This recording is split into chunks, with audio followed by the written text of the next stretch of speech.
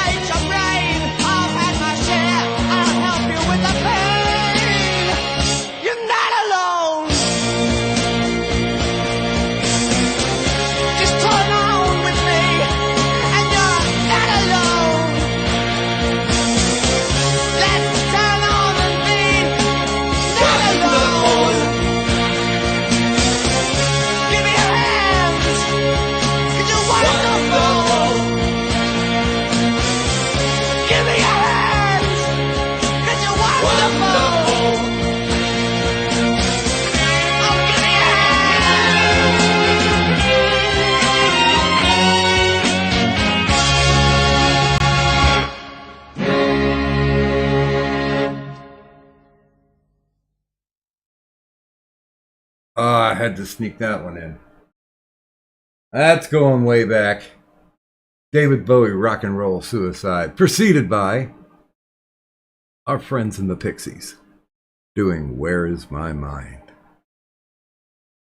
That is a good question. Oh, were you looking for an answer? Because I don't have one. I have no idea where my mind is right now.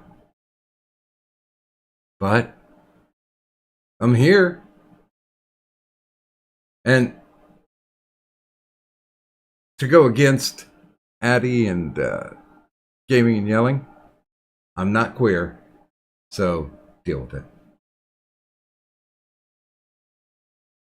At least I'm pretty sure. So there you go. There's some good tunage for you.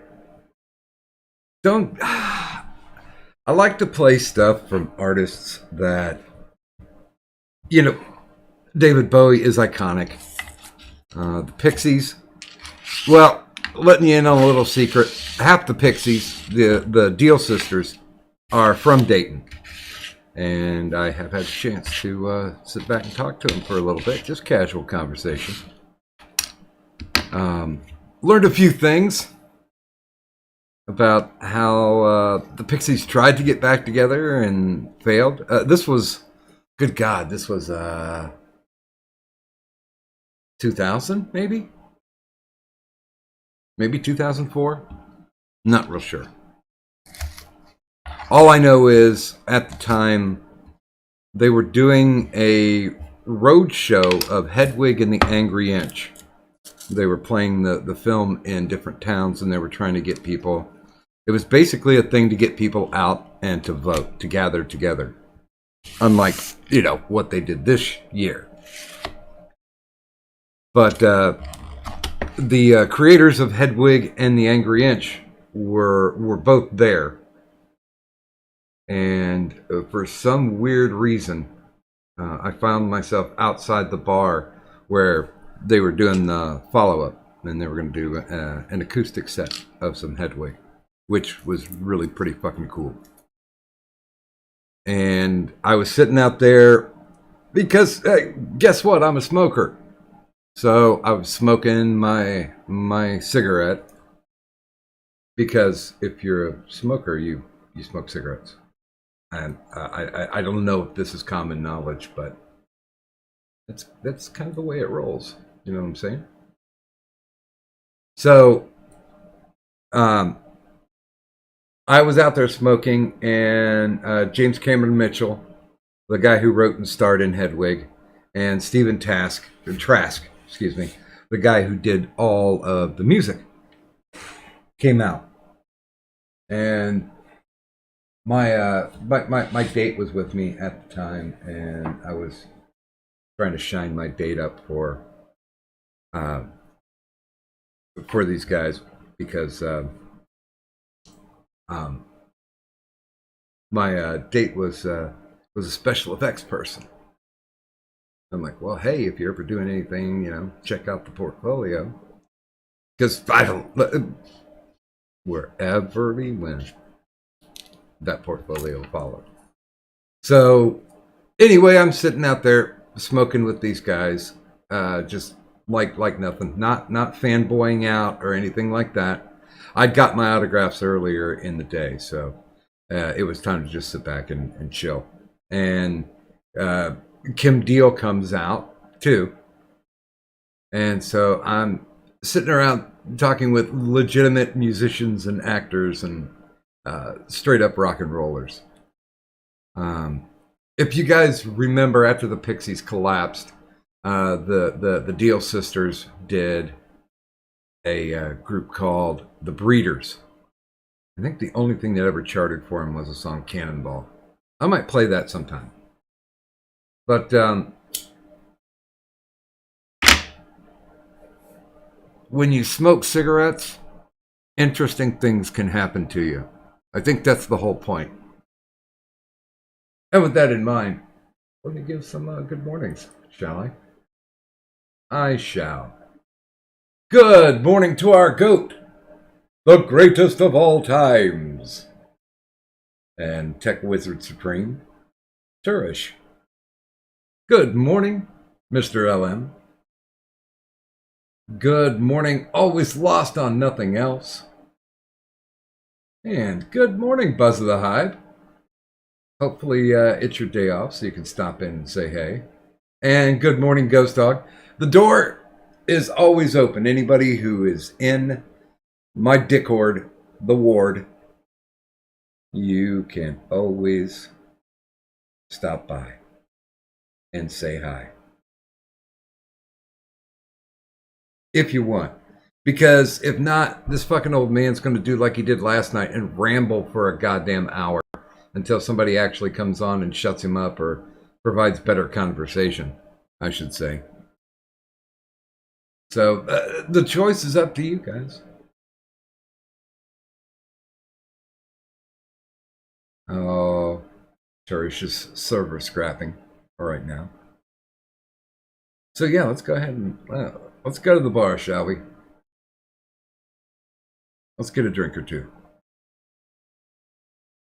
I should mention, this starts night number 5.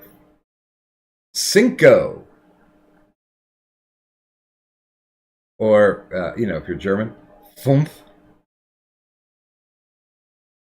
Night number 5. For gaming and yelling's reign as the Intergender Champion of the World! And for those of you who are unfamiliar with it, but I think everybody in the chat is, but this is a good way for me to waste more time to keep the dead air away, keep it at bay. For the whole gimmick of our boss battles, of course, it is all about domination. If you can get 9 consecutive shows together, you will join the Hall of the Immortals. And I'm going to try to do it from memory. I doubt if I could do it. I doubt if I could do it in a row as to first to last. But I do know that the first one was our pal, Gulf City Outlaw, because he pitched a bitch. He was like, hey, I have 9 days, anything special for that? And I'm like, you know what? I will create something. And I created the Hall of the Immortals. So anybody who has 9 days or more goes in. There's a couple 2-timers there as well that have held the intergender belt. So we have Gulf City Outlaw. We have Ghost Dog 999. We have A Viable Ninja RIP. We have Evil Dead Ed. We have, of course, the hero who wishes to not be named, Mr. LM. And, of course, as I referred to at the top of the show, our greatest of all time, holding the belt for 18 consecutive shows. And he is a two-time Intergender champion. Our GOAT, our greatest of all time, Turish. And once again, not to try and be repetitive, but I don't know if 18 days will ever get beat. 18 consecutive shows, I don't know if it will ever get beat. But I'm not going to say people aren't welcome to try. But I feel bad because of the fact that I'm really not a good e-thought. I'm not a good internet whore. I don't do this well. So, if you guys want to play, you want to have fun, that's fine. That's good by me. If you dinna, then you dinna. But, it's all about having a good time here. I mean, we know the goal of the show is literally to put people to sleep. Unlike other people on the interwebs, we don't give a fuck if you fall asleep. Matter of fact, we encourage it. We believe in it. We trust in it. our foundation is shored up by that thought. So yeah. And also we try to be as interactive as possible. We always invite anybody and everybody, if they've got a good take, they can always come on and say hi. Technically. There are some people who do come on who have an incredibly bad take. But we find that to be amusing as well. So, I don't know. Does it fall back to the old adage that there's no dumb opinions, only dumb people? I don't know. Is that the adage? I'm not sure. I have to think about that for a minute. Now I got Ziggy Stardust, the album, running around in my damn head. So I'm paying for that right now. I did see that Candace Owens won her lawsuit against the Facebook fact checkers. I thought that was pretty goddamn hilarious. Now, of course, that's probably going to get overturned at a higher court, but they'll keep fighting it. There's no way it'll go to the Supreme Court. I don't think. I don't know. Would it be considered a freedom of speech case? Would it be considered to be like a First Amendment standard bearer to where they would have to rule on it? Because, I mean, legit, if you don't know the story, they had those third-party fact checkers for Facebook. And some of the information that Candace Owens was posting, I don't know if any of you still use Facebook, but they'll put a little footnote down there about fact checking that, this is incorrect information, blah, blah, blah. But here's the thing. When you got to check whatever link that they have linked, usually it's bullshit. It's the easiest way I can put it. It's kind of like a Facebook or even a Twitter circle jerk, where somebody's quoting somebody who's quoting somebody who's quoting somebody, and it just goes around and around in circles without actual definitive proof. And what Candace Owens was posting were actual statistics. I think the one that they put forth was the DOJ. And she actually sourced the Department of Justice, and they said that it was wrong, that she was lying. It was deceptive content. So she fucking got him.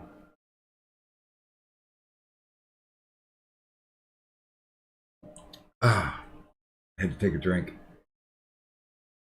I picked up a 10-pack of Sprite, and they're in 7.5 fluid ounces.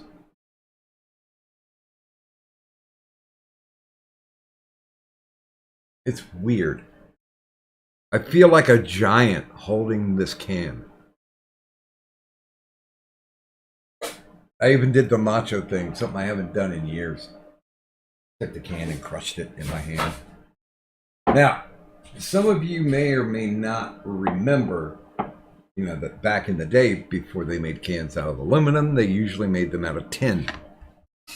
And crushing a tin can, it might not sound difficult, but it was harder to crush a tin can than it was to crush an aluminum can. We used to do that kind of shit, like when we were in the bar and finishing up a drink. We'd finish the drink and we'd take the can and put it against our forehead and crush it down. That's because,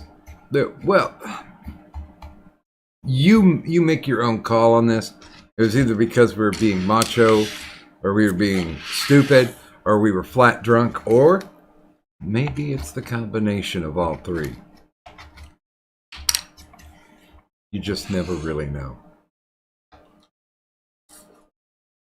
Well, I'm glad I played 2 songs. I think I'm going to, oh, shit.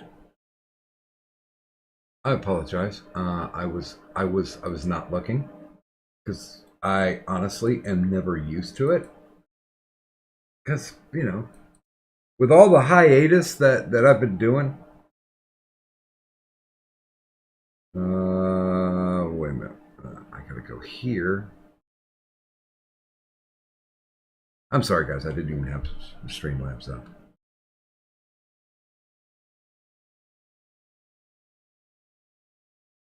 There we go. Okay, Streamlabs is up. Thank you. Always lost on nothing else. You donated $10. We certainly appreciate it. The message is donation $2.56. I must have hit the donate button in my sleep. I need some Ritalin or Riddle out. Now, as a kid, I was in that test group in the early 70s where they're like, how can we settle down all these hyperactive children? And Ritalin was the pharmacology du jour.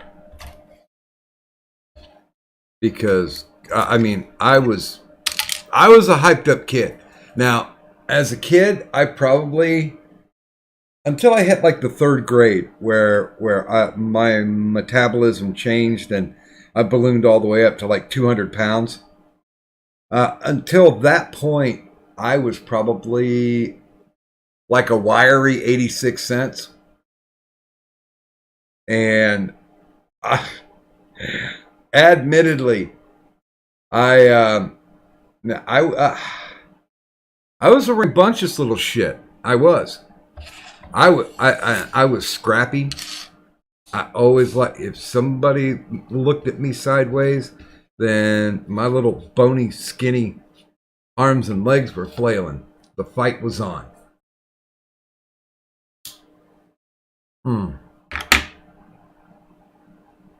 But yeah, I was a big wrecking ball of energy. My mom liked to call me the Tasmanian devil. But then the magic of Ritalin came along and turned me into a goddamn zombie. I mean, there were points where I would just sit in front of the TV drooling. Duh! Oh, god damn it. And Turish AI donated 15. Thank you, Turish AI. And Turish AI says, I'm back, bitches. Now, of course, there is a difference twixt the two. There is the real Turish, and then there is the Turish bot. And since we're not even a half hour into the show, he takes the crown. The belt is his. He's wearing the strap, or it's looped over the shoulder like the cool kids do it. And he is now the new intergender champion of the world. So that was a good run. 4 days. Congratulations, gaming. You made it 4 days. That's longer than quite a few others have. So we appreciate you. And who knows? You might be able to climb back to the top. Hey, even Ray Ray won a belt after they jobbed him out for about 4 or 5 years. So who knows? That could work. And let me get back to that page. There we go. I was on Ritalin from roughly about the same time. Always lost. By the way, good morning to Johnny Hellcat and good morning, JJ. Once again, you guys are invited to stop in because I will just keep fucking rambling. Conversation might be more entertaining, but if nobody's going to come in, then I'm just going to be rambling like a madman. Well, no, because Mad Men are pretty fucking cool to watch, the ones on the street corners. So anyway, they had me on Ritalin from kindergarten to, yeah, about 7th grade until I hit junior high school. Or nowadays they call them middle schools or whatever. Because my metabolism changed. And what happens is the chemical reaction that Ritalin had on a hyperactive kid, since I wasn't hyperactive anymore, it turned into speed. So it went from a downer to an upper. That's the weird thing about Ritalin. It will rattle your fucking cage. Although I will say I might maybe have made a little bit of extra money off the Ritalin that I didn't take. Just saying. It might have happened. Just saying because I'm saying. And let's see here. Life is never bad. I do hope that everybody had a fun time with their gobble gobble day. I know I talked about it yesterday. And I was amazed how everybody was told by the government to stay home. And all of these people who were swinging their dicks about, oh, you know, that's the only way that you can keep COVID suppressed. And then they were running around doing travel, which they had discouraged. And by the way, good morning, Turish. Welcome. Good morning, Doc. Did you get your server issue taken care of? No, it's still flaming pile of crap, but it'll mosey along for the next little while. I got to remember to start including you in the thumbnails. Oh yeah, definitely. I love the thumbnails. You know, the funny thing about it is I'm like, well, am I going to run tonight? And I'm like, can I make a thumbnail? And then I'm like, okay, if I can do a thumbnail, then we will run tonight. Let me just show real quick for those of you who didn't see it. And there's some weird fuckery going on. I finally figured out why my desktop audio goes away. Because OBS reads when I plug in with my headphones, so it automatically kills the default. That is why I kept continuously losing my audio. Oh, look at profile setting. Yeah, it just it irritated the piss out of me. And I will get my shit together, people, and I will start adding the thumbnails in to the to my I don't even know what I call it. It's the folder in the Discord. I think it's promo posters. I'm not real sure. And honestly, I'm kind of not looking at it because I'm trying to pull this picture up. There we go. The catalog of your work. Yeah, I mean it's fun. I don't really do shit on the art. Like if we take a look at this, there are what 1, 2, 3, 4. I think 5 different artists that I stole the heads off of.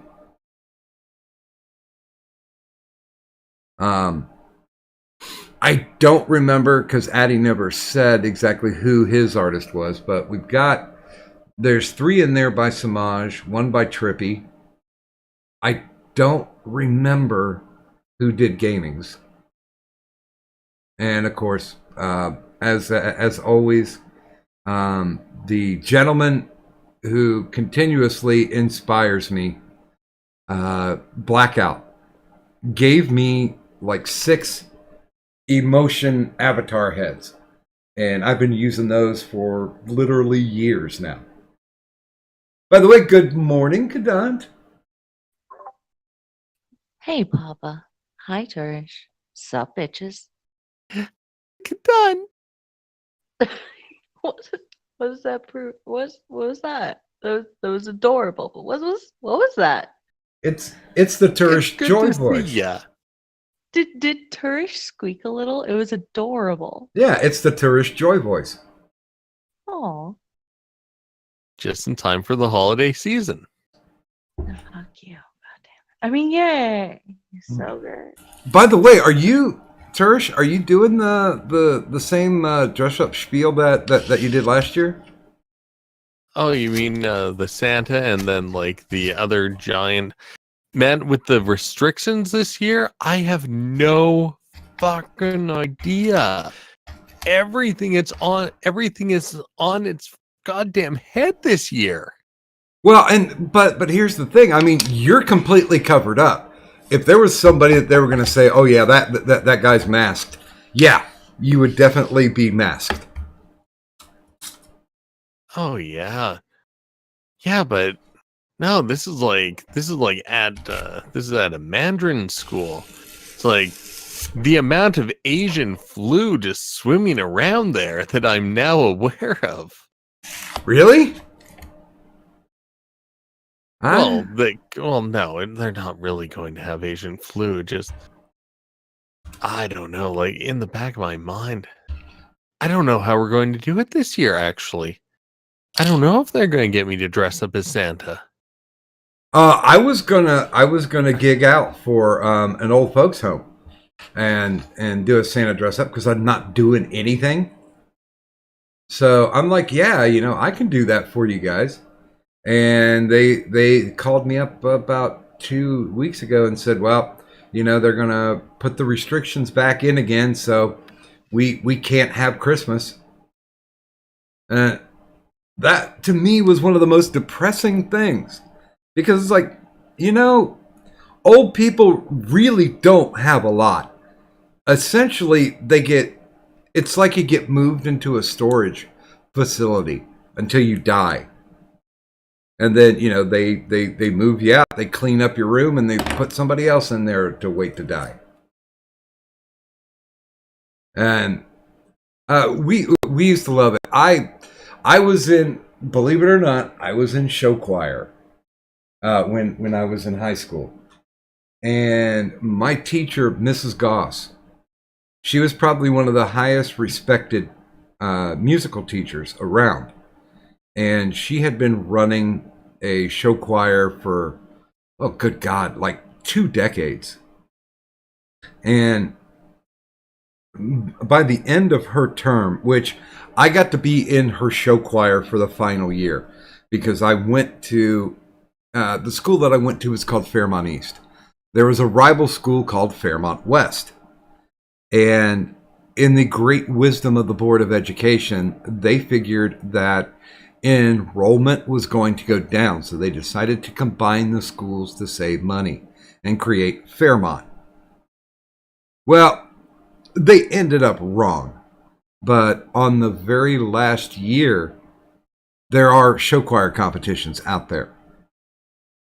And they had been asking her for years, come and be part of the show choir competition. And she's like, you don't understand. We don't compete. This whole thing is for the service of our community. That's why if somebody wants to bring our show choir in for an hour-long show, we charge $100. Because that's operating cost for us. That's it. And finally, in the very last year, the name of the show choir was the Falconeers, because we were the Fairmont East Falcons. In the final year, she agreed to do one competition showcase. It was called the Scarlet and Gray Show. It was put on by Ohio State University. And what they did was, here's the thing. To get into Scarlet and Gray, you had to send them not only an audio tape, but you had to send them a VHS tape of your performance. It was basically an application, an audition. And they only took 10 choirs total. But even, and it wasn't just Ohio choirs. There were choirs from around the country because this was the premier showcase. If you were, if you were the shit, then that's where you needed to be to show that you were the shit. And, oh, by the way, good morning to low, wait a minute, it's Low Moonhopper now? Okay. So good morning, Low. And yes, you're more than welcome to join us too, if you so choose. This is about work time for you, so I don't know. So anyway, Mrs. Goss capitulated. We never had to send in an audition tape either. They were just like, no, this is the last year, and we want you here. So she said yes. We went up to OSU, and it was so funny because our slot was like 10 in the morning. And you know how things go when you're on the weekend, especially around college, that things have a tendency to run slow when you're on the weekend. So honestly, we kind of felt like it was a ditch spot. You know, that they wouldn't do anything. That's just one of those, what do you call them? A ghost spot, literally, where you're just there to fill up the space. We didn't care. We had already had a good time. We were drunk in revelry because we got there the night before and we settled in, and we had a very, very good time. Oh, wait a minute. Oh, Time Man. Thank you. Donated $12 and a penny. Thank you, sir. And says, can we puff Prost while you recall the story about how we will always love good tires? Oh, yes, we can. But I don't have the grandma clip, so we'll just have to take a second and imagine that. So yeah, we got set up. We did our show. It was like I was saying. It was roughly 10 in the morning. People were essentially digesting breakfast at that point. But we went full tilt. We were having a great time. We knew this was one of the last times, besides our showcase that we did for, our parents and family. It was going to be the last time. So, we shined up the wagon. Got everything looking nice and pretty, and we hit it. We did our set, and it was so funny because there was about a 3 or 4 second pause. I mean, just silent in the fucking auditorium. The OSU auditorium held, I think, either 2,500 or 3,000 people, and it was about half capacity because, once again, morning. And there was about like a 3 second, 4 second pause. And then all of a sudden, everybody who was in the audience gave us a standing ovation. And we were kind of shell shocked. Because, I mean, we didn't think people would get up on their feet, because before us, there was like 2 or 3 other choirs. And there was there was a smattering of polite applause for them. And the hardest audiences to please are the audiences that do the exact same thing that you do. Because, most of the audience were the other show choirs. And Scarlet and Gray was there too. The Scarlet and Gray is the OSU show choir. So we got a huge round of applause, standing ovation. Amazing. We took a brief bow. Because humility above everything else, right? And so we left the stage, gave it the opportunity to die down. And then when it did, it's like, okay, we'll go back out. We'll collect our risers, get our gear off the stage. And we went out to break down the risers, and they started standing up and applauding again. And we weren't even doing anything but getting our gear off the damn stage. And that was an amazing feeling. So we get our gear off the stage. We dressed in, matching sweaters. They were fucking bright red sweaters with the little blue falcon on it. And we all dressed up, and so we went to walk out into the audience so we could sit down and watch other people perform.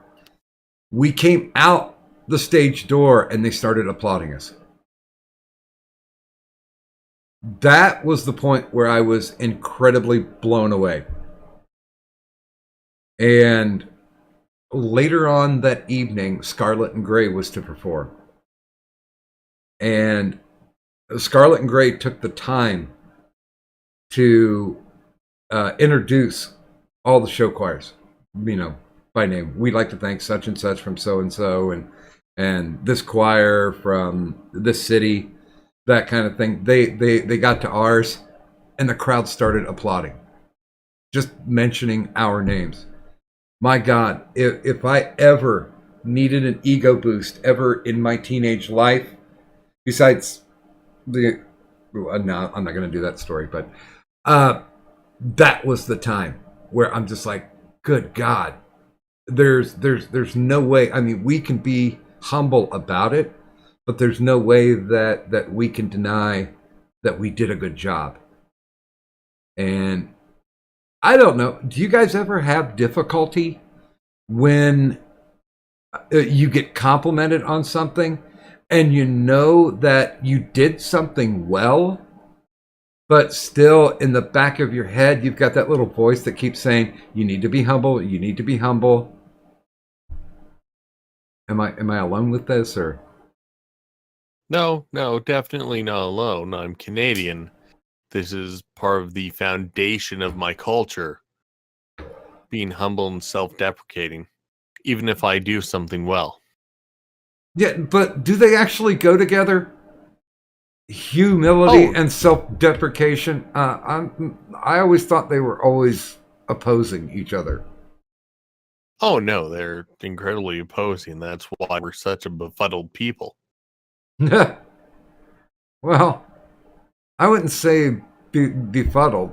Bad at picking political help, but besides that. What about you, Kadant?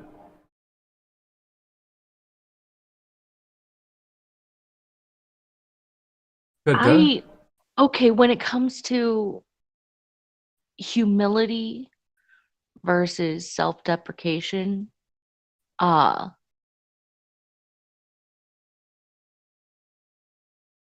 don't know. There's some people who are self-deprecating due to due to humility. I always thought they fought each other. I mean, they can, but I don't know. I think that there's certain aspects of one that could be a cause due to the other. Well,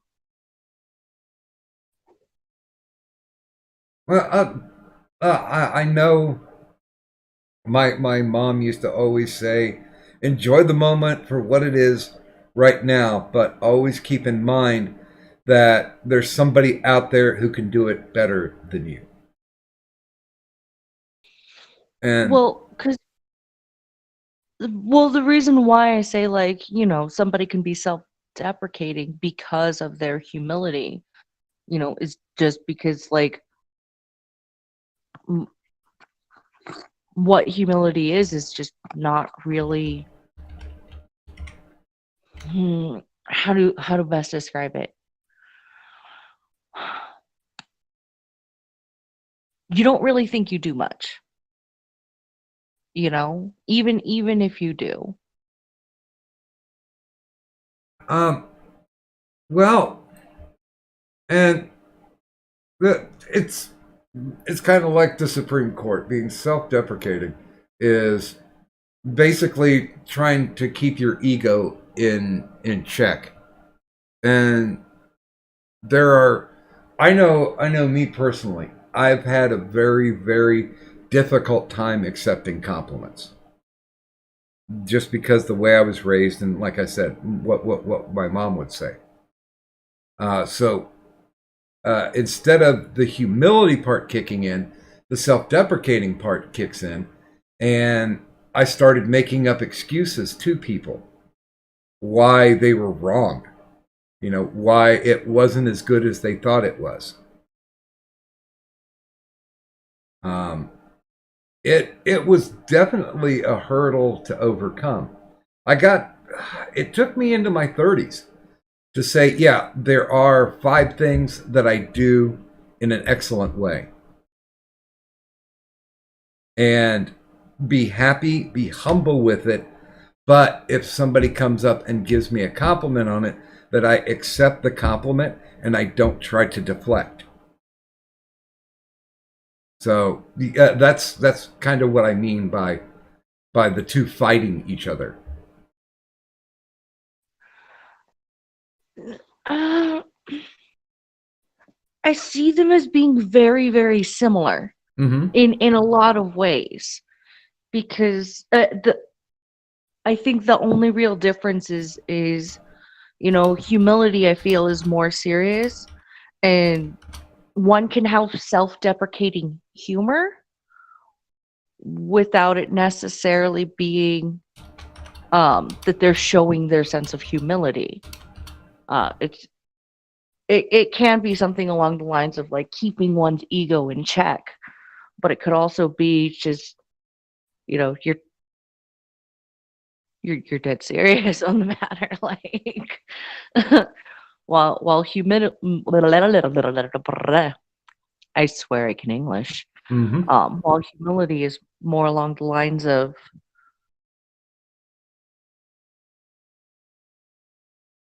honestly, with me, humility is you take a compliment and you appreciate it.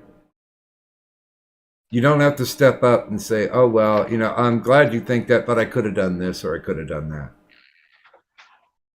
I can see what you mean by that. I don't know. I feel like humility is more along the lines of like, somebody gives you a compliment and like, oh my God, thank you so much for your help. And you're just like, no, please, like, don't do that. While self-deprecating would be, oh my gosh, thank you so much for your help. It was like, I didn't really do anything. Yeah, you know what? I should have done this instead. I could have helped out better if I would have done this. You automatically start pointing out what you perceive to be the flaws in your armor. It took me a long time to get over that. Every so often, I will slip in to that mode again. But yeah, now it's down to like 4 things I think I do very, very well.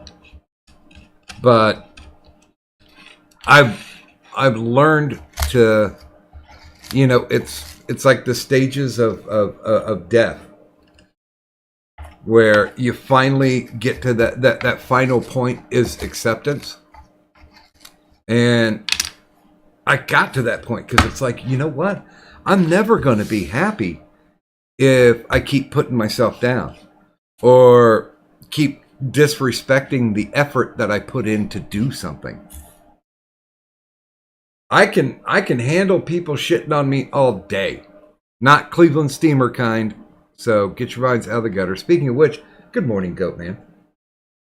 I basically know that I don't have to do it to myself anymore as some type of checks and balances system to show that I have humility. Because, like you said, you can react to somebody saying, oh, you did a great job. Well, thank you. I appreciate that. And be sincere about it. Instead of trying to have to come up with an excuse to not take the compliment or deflect it. Because you're and it's not false humility. It's more like an overdose. I don't know if that makes any sense, but you overcompensate. Hmm. No, I get what you mean. I mean, ego is not a bad thing to have, but when it's an overinflated ego, then there's an issue. And I think there's a lot of people who don't know when they cross that line, because there are people out there, and you see this with YouTubers all the time. Those people who hit 100,000 subs and all of a sudden they kind of change. They kind of feel like what they do, they can do no wrong. I've got 100,000 people watching me. I must be doing everything right. Or it could be a false sense of bravado, or could simply be like a sense of, I've obviously done some sort of thing right because I've gotten the validation, Mm-hmm. with those numbers. And there's plenty of people who do that. There's also plenty of people who put forth like this false sense of, again, the false sense of bravado, I think, to try and compensate for the fact that they're like, I know I fuck up all the time. Well, and generationally, it's that entitlement thing can sneak in too. By the way, good morning to our Lord and Savior, the Full Metal Pickle. Sup, Gherkin? Praise the bitches. Yee. I'm so happy. He was playing fucking the Final Fantasy remake earlier, and I was admittedly watching. See, that was one game that I actually kind of knew what it was, but for only one reason: the damn sword. I recognize the sword. The thing is fucking legendary. It's beautiful. I remember there was I don't know if the channel is still around, but the guy used to make fantasy weapons found in video games and shit. And he actually made Sephiroth's sword, which was like 10 feet long. Yeah. Yeah, it's a ridiculous sword. And I want it. Well, he finished it. He made it, but he couldn't pick it up. It was too cumbersome. He was like, if somebody tried to wield this sword in real life, they'd be dead. Maybe. It depends on, because it depends on a person's individual strength as well as the wieldiness of the sword and the balance, because you'd have to have a really heavy pommel for that to be well balanced. Let me see if I can find a picture of it. There we go. No, I don't. I know what it looks like in the game, you dumbasses. But then, what is it? Cloud Sword. He made Cloud Sword too. The Buster Sword. Yeah. Mm-hmm. That's like Sephiroth's sword in the same manner of you have to have stupid kind of strength to wield something like that. Oh wait. Here's a great picture. I'll put it in the general. I haven't been doing the no context tweetings because I've been kind of staying off of the bullshit that is dare twatters. But there you go. There's both swords. And I was wrong. I was thinking about the Cloud Sword that could not be picked up. Looks like they made it a little too big. It was supposed to be dimensionally correct to the person who was building it. I'm not sure, but wait, whose cat was that? Was that yours? Oh, Pickle? that's mine. Oh, he came over. He wanted love. here's here's a view from the back. So, oh goddamn, file's too powerful. Fuck you. I can defeat you. I can do this because I am a wizard. I'm a gnarly wizard. Drop it. Pop it. Let's see what you got to say about this one. Fucking dickhorde. There we go. So that's kind of the proper length. Mm-hmm. Although, yeah, let's see you whip that off your back with one hand. Right.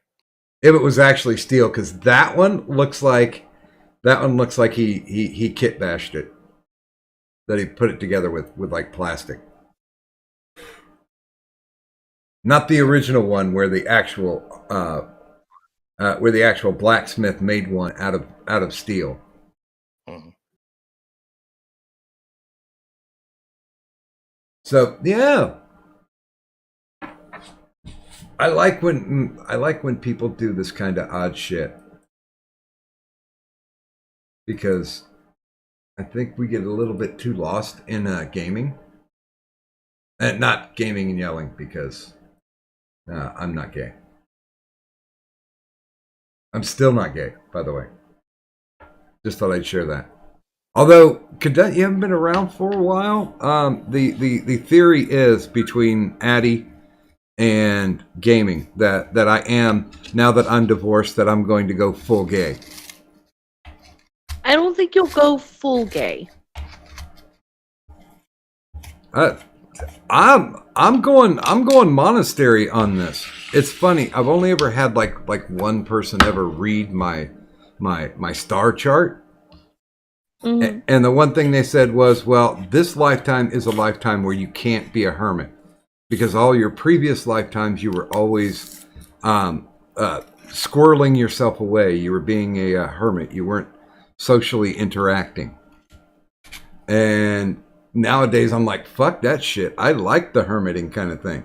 I get a little lonely because I'm not interacting IRL. But, you know, I'm still okay with that. I think If you want, I could do a card reading for you. Nursey used to always want to do cards for me. Oh, Time Man dropped in with another $12 and a penny. Thank you, sir.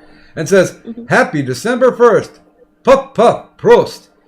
Even to every tire story. Love you, Doc. I love you too, Time Man. I wish I was an actual animator because I could do cool things like AP. Although we did, I actually did chase AP away with a story. Oh, what story? I grossed him out about the taint surgery that I had to have. He was shaken to his foundation. Because he had the same story. Yeah, he pretty much had the same thing, but he was talking about they just did like an inch-long cut into his perineum, where they almost cut me from asshole into my balls to be able to scoop out whatever the hell was in there. So basically, you triggered his PTSD. I think I did. It's funny too because we've been talking about how to adjust with having teeth, because he got all his teeth pulled and got false teeth, and he still kind of has a little bit of that lisp. But the good thing about it is his teeth actually fit well, whereas mine completely digs into the bottom ridge of my gum line. Ooh. Yeah, so I can wear them for a little bit, but I can't wear them full time. Although now that I'm back on Medicare and Medicaid, I can go back to that dentist and say, hey, listen, The teeth do work still, but you got to shave this plate down here at the bottom so it stops jamming in and cutting me open. Until then, I will still use my coffee grinder to grind up pistachios and cashews so I can eat them. Because it's a good thing. Wow. I don't even know if, Church, I don't know if the AI is going to survive the. And good God, you know, it takes like $400 or $500 to knock somebody out and become Streamlab boss. And good morning, Joker. Good morning. Thank you, sir. Pickle left. I think Pickle went to do something. He might be back. I'm trying to tread lightly about the whole job thing. He seems to be getting up about it. You know, trying to find that silver lining. Because it does kind of suck if I mean, I know that my father and his father before him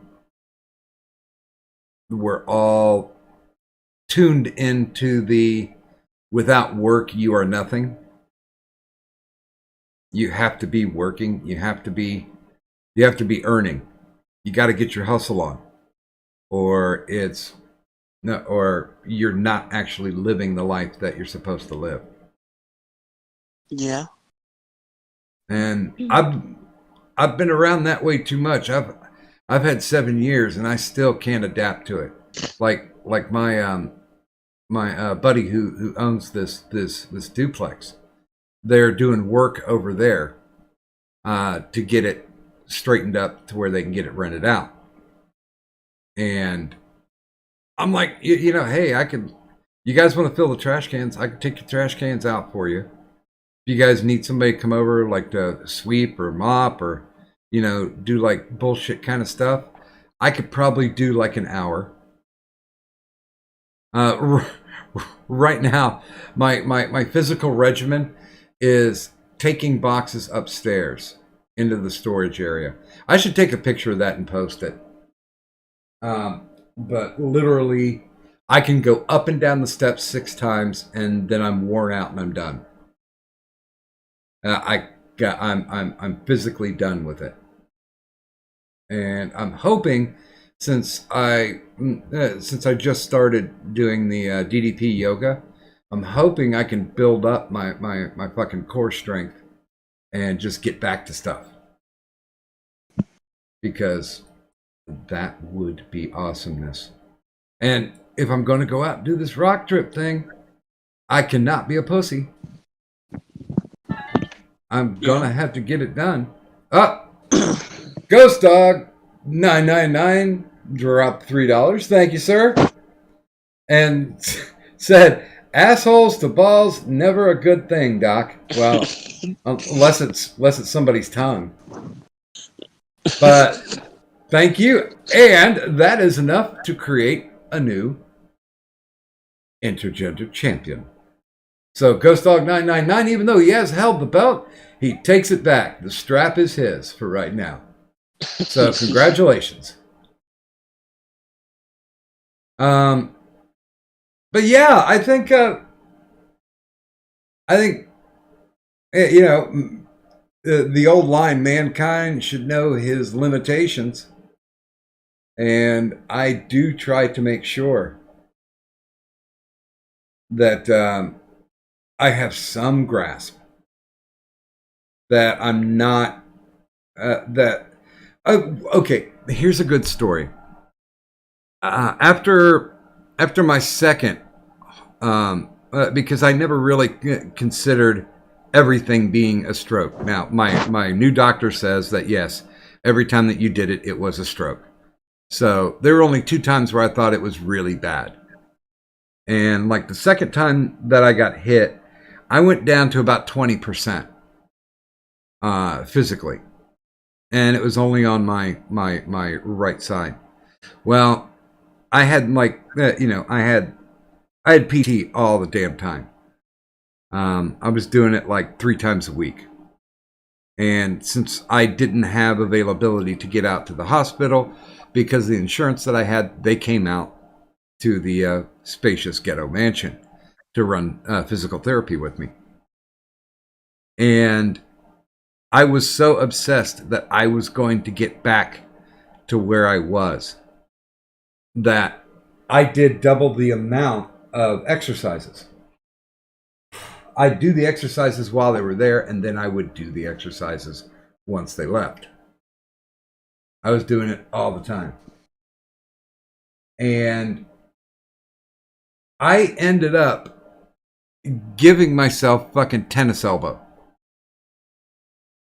from the hand exercises that I was doing, trying to get my dexterity.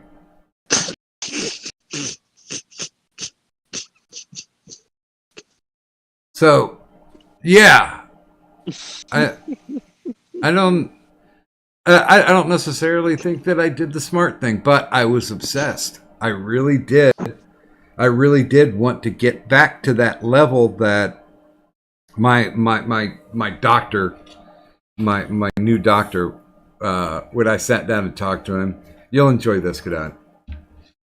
I talked to him, and I was there for 3 hours, and we did, physical testing, stress testing, all that shit.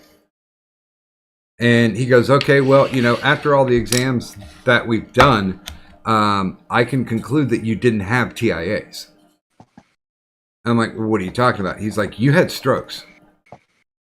Because there is residuals from, there are residual signs that you definitively have had strokes.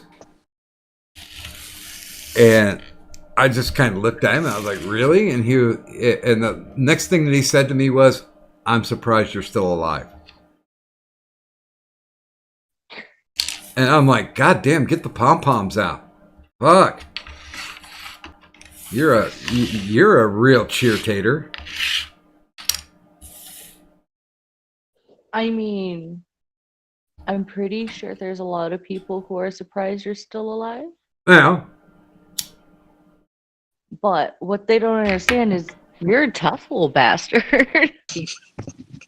Well, I'll admit that my grandfather was made of hickory, but I think, the gene pool got a little bit diluted, the future generations that showed up. I'm just fucking stubborn. Fuck it, stubborn works. Yeah, I want to go out on my own terms. And,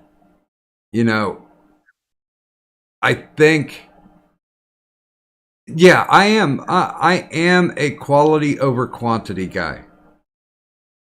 I sincerely don't want to live into my 70s because I'm pretty sure the way that I've wrecked my physical body that that those 70s aren't going to be very good years. A lot of maybe eating tapioca pudding and staring at the walls and trying to remember what my middle name is. I've been around too many people to where they get to that age and legitimately, you can see in their eyes that life is not worth living, but it's the only thing that they know how to do at this point. So they just keep on keeping on. I've always had the theory that we were put here for a specific reason. I try to be existential. That we are put here for a specific reason. Maybe a certain action. Maybe even just a certain interaction. And then we're fulfilled at that point. The curse, I think, of being a thinking creature is the fact of what if, like in your 20s, that purpose that you were put here for, you achieved it. But then you get into your 40s and your 50s and you start doubting, you start trying to figure out, well, when's that time going to come when I'm going to be critical, when I'm going to make a difference? And maybe you already have. And your reward is this grace period until you die. I mean, does that make any sense? Yeah. I think I got it. It sounds. I mean, it almost sounds sad too. Like, hopefully sad, you know? And really, I think everybody should have a purpose. I think there should be something that makes you get out of bed in the morning. And I know a lot of parents find that it's their children, because their children are the physical continuation of themselves. But I don't have any kids. I have raised other people's kids. And, somebody's like, oh, you could probably still have kids. And I was like, are you fucking kidding me? I've always had that image in my head. Tony Randall, when he was like 72, the younger wife that he was with, she got impregnated. 72. That means when the kid's old enough to throw a ball around the yard, he's going to be close to 80. He's not going to be able to play with that kid, to interact like a father should. He's going to be the kind of father that, back in the Middle Ages sat on the throne and gave direction and guidance, but never had any, physical interaction with the child. To help him ride a bike, or maybe take him out, teach him how to shoot guns, teach him how to be responsible about things, physically be a presence instead of being a lack of a better term, a placeholder. And how would it feel, because somebody that old, and I know that this happened in the Tony Randall case, that he died before the kid graduated high school. And that's something. Now, my dad wasn't around very much, but I kind of missed the fact that he didn't show up for my graduation. And having a finality of like, oh yeah, my dad, well, he's dead because he was really fucking old when he had me. I think that is pretty goddamn inconsiderate. Because, essentially what you're doing is just literally procreating, so you have something to carry on your name, but you barely have the responsibility to be an actual parent. It feels more like they're being a sperm donor. Although I was watching Ink Masters, and they did a segment called Revenge Tattooing, and it was a black couple, so this wasn't going to end well. And so the woman got to pick out the man's and vice versa. So the man picked out to have put on her shoulder blade, her in a lesbian threesome, because she liked to be with chicks, but she's got kids now. So that's what he did to her. But what she did to him was on his belly, where the gangster tattoo goes. She had them tattoo on little sperms, and then underneath it, sperm donor. Oof. Yeah.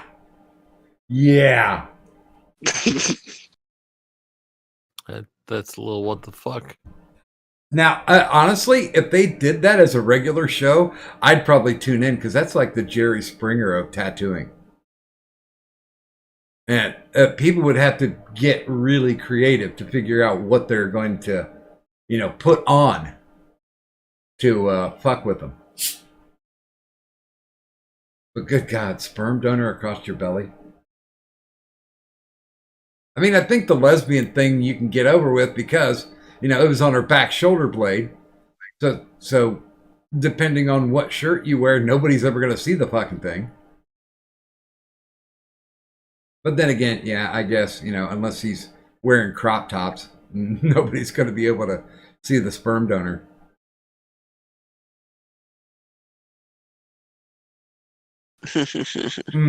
I love when it gets into holiday season because Sprite comes out with a ton of different flavors. I am drinking lemon, lime, and ginger. Pretty good. Wait a minute. Okay, Mr. Ellum says, well, life is suffering. It's just how we make the most of it that makes it worth living. Sitting around, you're just meaninglessly suffering. Doing shit that has meaning to yourself gives meaning to the suffer. I think it's a roller coaster. I do. I think it's like traveling down the road. You know, some parts of the road are better maintenance than others. Some might be able to give you a flat tire. Some may impede your process, but yeah, I don't follow the Buddhist belief. You know, the whole, you know, life is hell, you just deal with it. Mm. I kind of like more of the ebb and flow, like the roller coaster. You're going to have your high points, you're going to have your low points. Hopefully, the roller coaster is built in such a way that they do even out. Hopefully, fingers crossed. Although sometimes, man, that dip can be very long and precipitous, and you never think you're going to get out of it.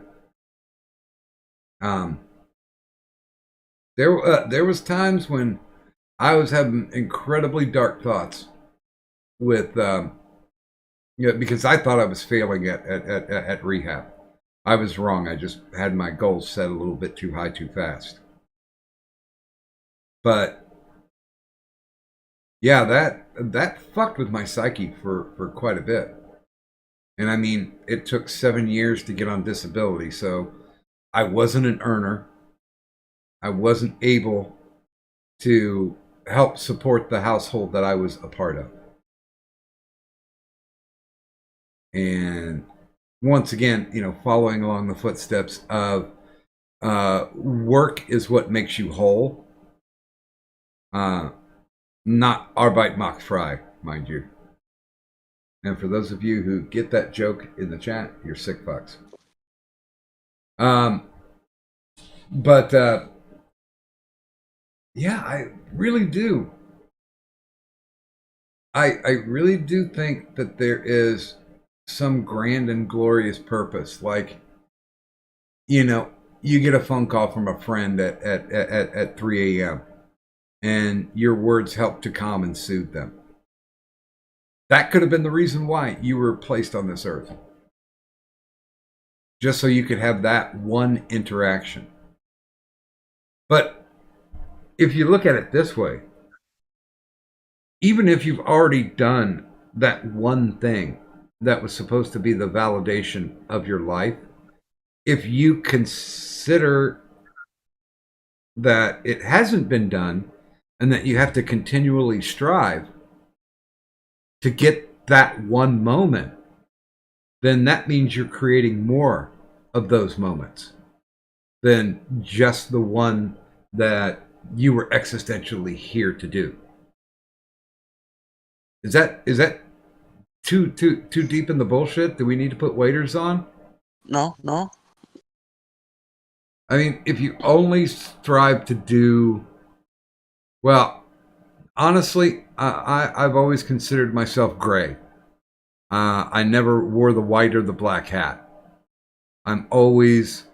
I will go out of my way to do good things for people that I consider good, and I will go out of my way to do evil things for people that I consider to be shitheads. I don't think, I really don't believe in the Christian, oh, you just turn the other cheek. Fuck that shit. You smack me in the face, you're going to get a different reaction. Agreed. It's I don't know. It's to me, you can try to do good, but I don't think it's wrong to do evil to evil people either.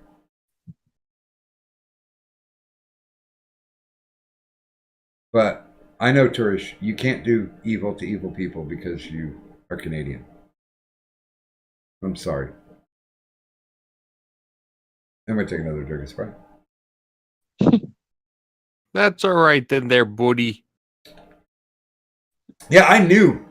We used to go up every so often to Windsor because it's just like, I think it's like a 4.5 hour drive from where I live.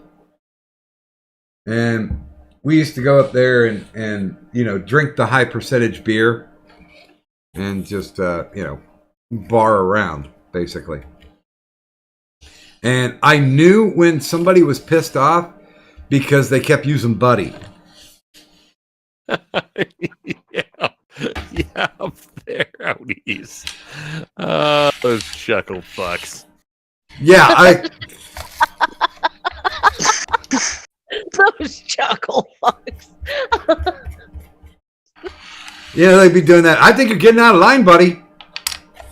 It's like, oh shit, something's gonna go down. Oh no.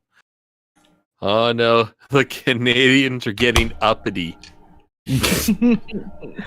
Hey, you know what? When you drink enough beer, there is no such thing as nationalism anymore. Because, you know, you've joined the drunken nation. And the rules, I would say, across the globe are probably the same wherever you go, and there's a shit ton of drunk people.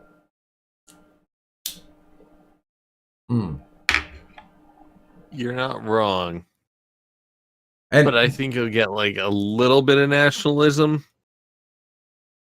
well, yeah, Especially if you insult their beer.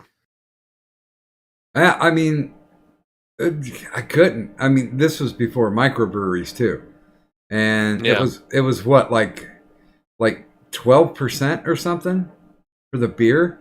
Oh. I think.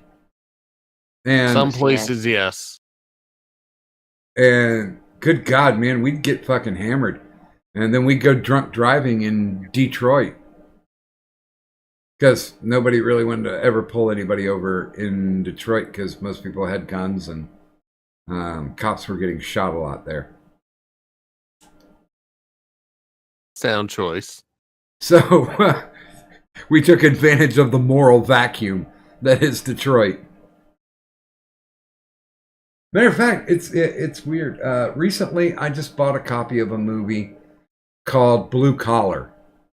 I don't know if you've ever heard of it. It was done back in 1978. This is when you know auto plants were still open, and it took place in Detroit.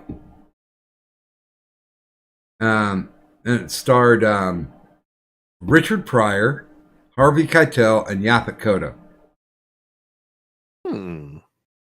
So pretty decent cast, but I've been waiting forever to buy the version that has director Paul Schrader's commentary on it, because he really does the dirt dealing on it, talking about how they were always getting high and they were getting into fights, and the three of them at every given moment thought they were the lead. So they would do shit like they would do one take and go, okay, that's good enough, and they'd leave and jump into their car and go back to the hotel. And this was Paul Schrader's first movie. Now, Paul Schrader, you probably don't know who he is. He got his start as a writer. He was the guy who wrote Taxi Driver, the Robert De Niro flick. Yep. Yeah. But yeah, this was his very first film, and he had to deal with egos left and right. There was one point in time where they were so mad at each other that they were doing their lines. Harvey Keitel was doing their lines. Richard Pryor got pissed off, picked up a folding chair, and in WWF style cracked him with it. Ow. Mm-hmm. It's a really interesting. It's a really interesting one, but I bring that up because of the fact that since it happened at an auto plant, one of the things that that fascinated Schrader was when they would do outdoor setups. One of the things he loved to do was do outdoor setups close to Lake Michigan. And he's like, yeah, if you're looking at it, right there is Canada. That's a whole nother country.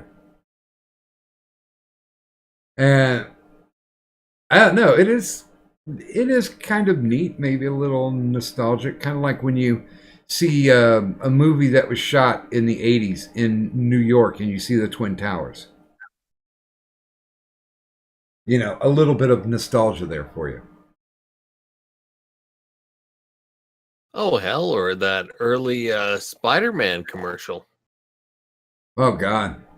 Well, here I'll let you guys in on a little bit of inside baseball.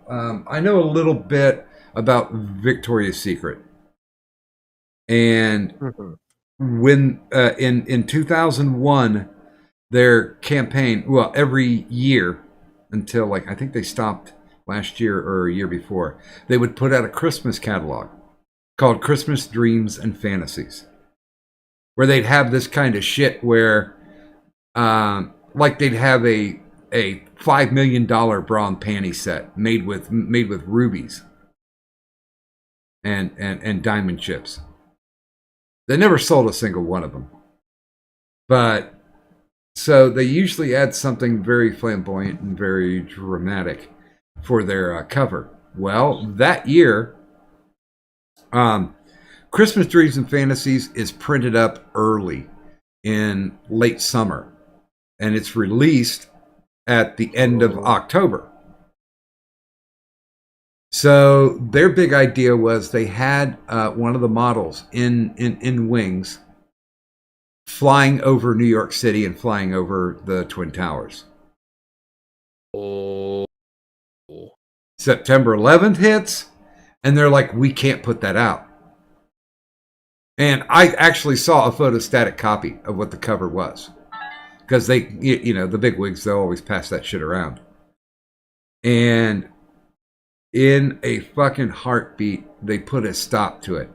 None of the catalogs went out except for spec approval. But by the time September 11th had rolled around, they already had over 250,000 of them printed and sitting in a warehouse waiting. And they went straight into the incinerator. I'm sure there are the big wigs that have copies of those catalogs, because that is the rarest catalog. People are like, oh, well, the rarest catalog is Victoria's Secret's very first. And it's like, no, it's not. That's like number 3. There are 2 others. There's one, which is the Christmas. Well, we started calling it Christmas Dreams and Fatalities. That one, where the cover never saw the light of day. It was never released to the public. And then the one after that is the only time they made a Japanese catalog. Which was because normally Japanese will get a catalog and it's got all English in it. Well, they decided they would go ahead and make one that was all in, I don't know, is there a specific language? I just say Japanese. Japanese. So they made up, and they only made 5,000 copies of it. And they distributed it. And one day we were in kind of a training thing. It's like, oh, and here's the thing. We're going to be releasing a Japanese catalog. We're going to see how that does, and maybe that'll catch on. Well, the bad thing about it is they had poor translation in it. So some of the English. like one of the ones was the bun pants. The way they put the translation in, it was interpreted as the anal sex pants. That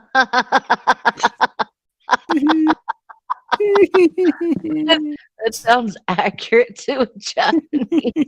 So they immediately stopped those catalogs.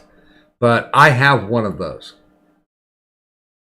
And I wish I could find somebody who was fluent in Japanese to sit down and read it to me, because I'm sure they made more than one mistake on the translation.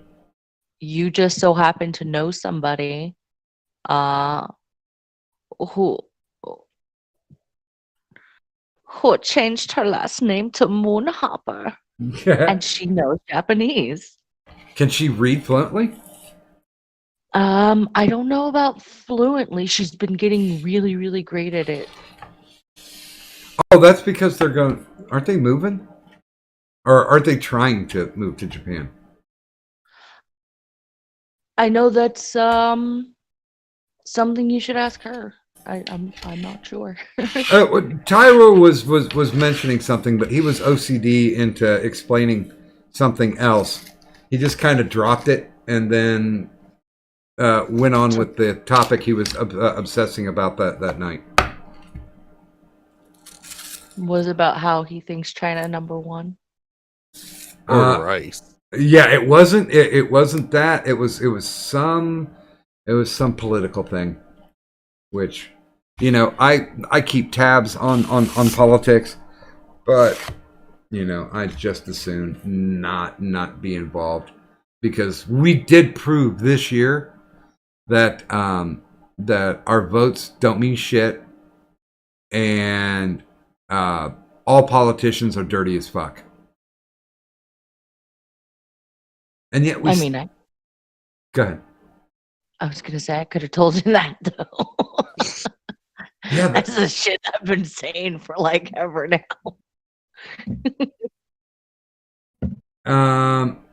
Yeah, that's.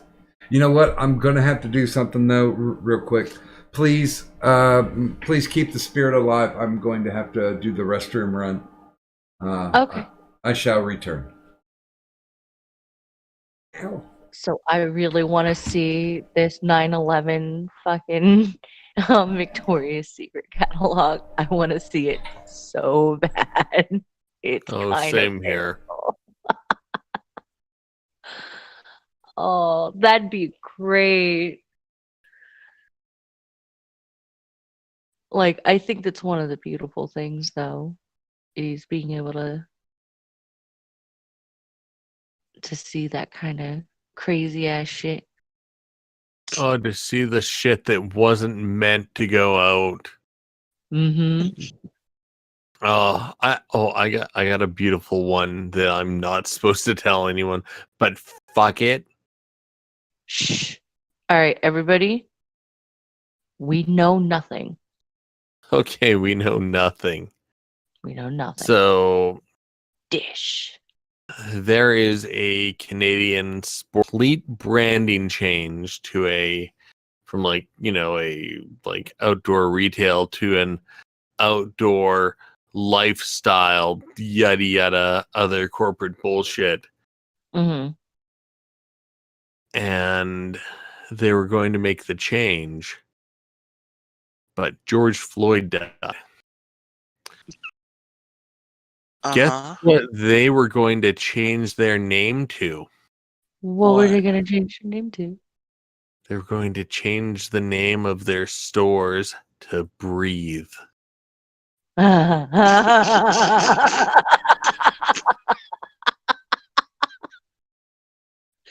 is terrible and amazing.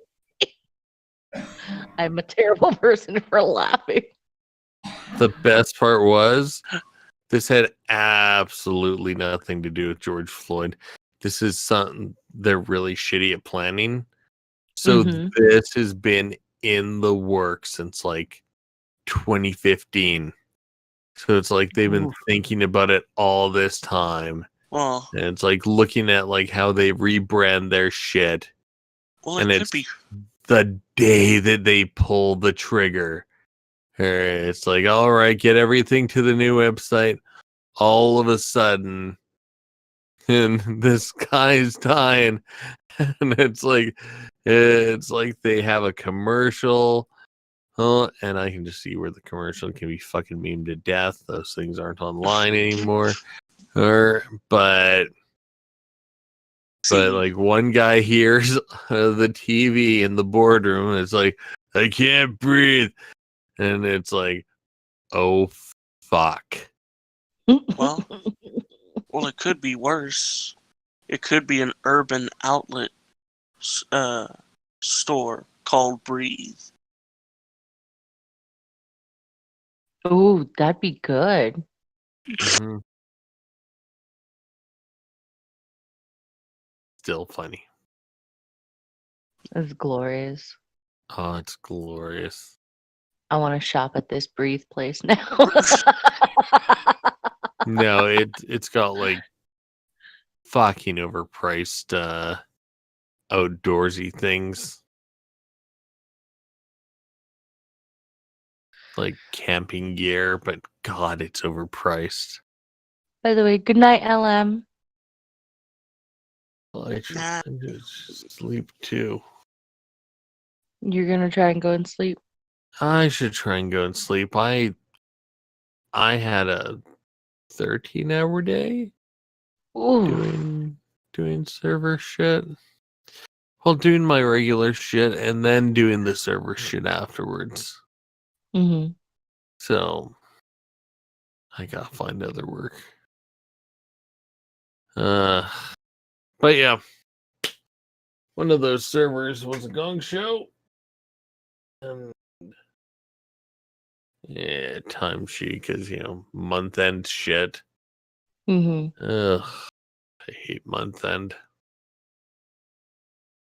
But yeah, I feel myself fading, so I'm gonna conk out. Okay. Alrighty. Well, it's good Hey. talking with you, though. Oh my god, Kadant, it's been ages. Don't be a stranger. She's People usually are strange when you're a stranger. Oh, can I just give me a ching chong, motherfucker? No, you go ching chong yourself, you motherfucker. That was even better than Cheers. hot. I sound like a little girl doing that shit. Oh no, not no, god damn it. What's so wrong with you? You're so big. You're no good boy. You're big boy. You need tennis. Oh, so super big. Come on, tiny dar-sized Kadant. Let's teach you about computers and how to make weapons. Oh yeah, super weapon go boo. Pew pew. Fuck yeah. I have no idea what the fuck I'm doing right now. I'm minorly sleep deprived. I've been up Yeah, way too long. Well, have you ever thought of using that voice on a phone sex line? I think you would make some change doing that. Oh, hello, big man. Oh, you so sexy. Oh, your dick is so huge. Oh. You want me touch wee wee only $5.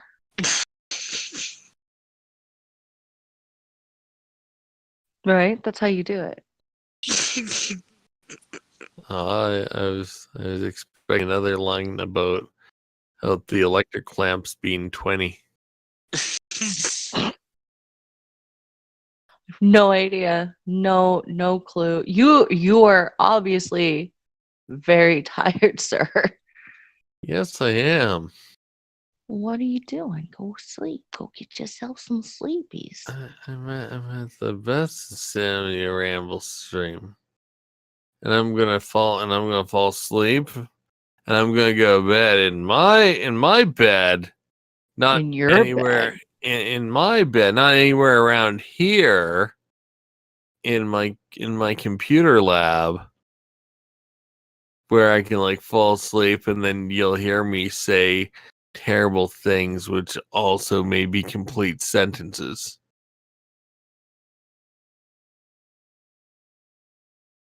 Well, Don't sleep want- is important. Sleep is Sometimes. important, but For some people. sleep without the fear of something. dark side. Yes, and one of these days I gotta bring out my Buster Sword. As compared to these Yahoo's Buster Swords. What? I don't know if that's a euphemism or not, but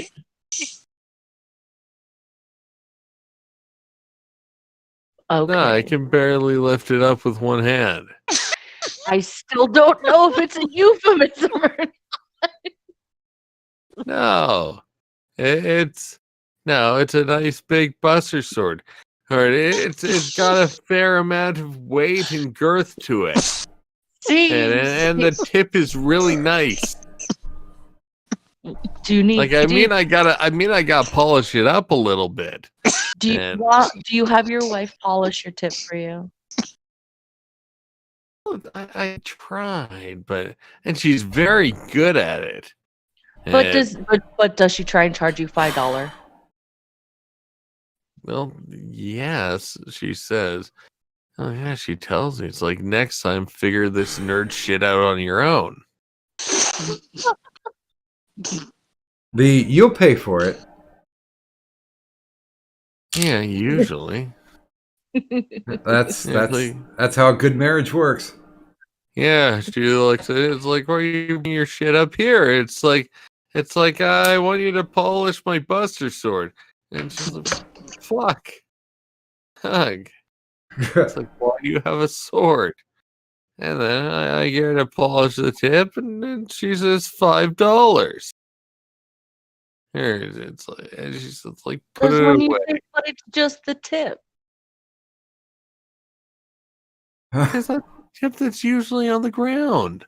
You got a little special care. Honestly, you don't want it dragging around everywhere. Honestly, you're really cheating if you're just working the tip. You gotta take care of the whole shaft. Oh yeah, but that's a lot of real estate space. Oh, fuck, pack a lunch. True. By the way, Ty Man, thank you. Donated $2 and said, Doc, tire story? Question mark. I didn't read that right. Tire story? There we go. Proper in Tyro story about tire. Rice. Oh. Yeah. Or Tyro? Tire. Yeah, tired. I can do that one. By the way, good morning to Cybertaz. Hi, Cybertaz. Who says go help deep? Well, there you go. I'm gonna put my big sword away and my tallywhacker, and I'm gonna go to sleep. Oh, all right. You go sheathe those massive, girthy, hard weapons of yours. Will do. Unless somebody's waiting for you in the bedroom, then you know. Yes. Okay. Discretion. Wait, he has more than one? Oh my. Well, yeah, it's a Canadian law.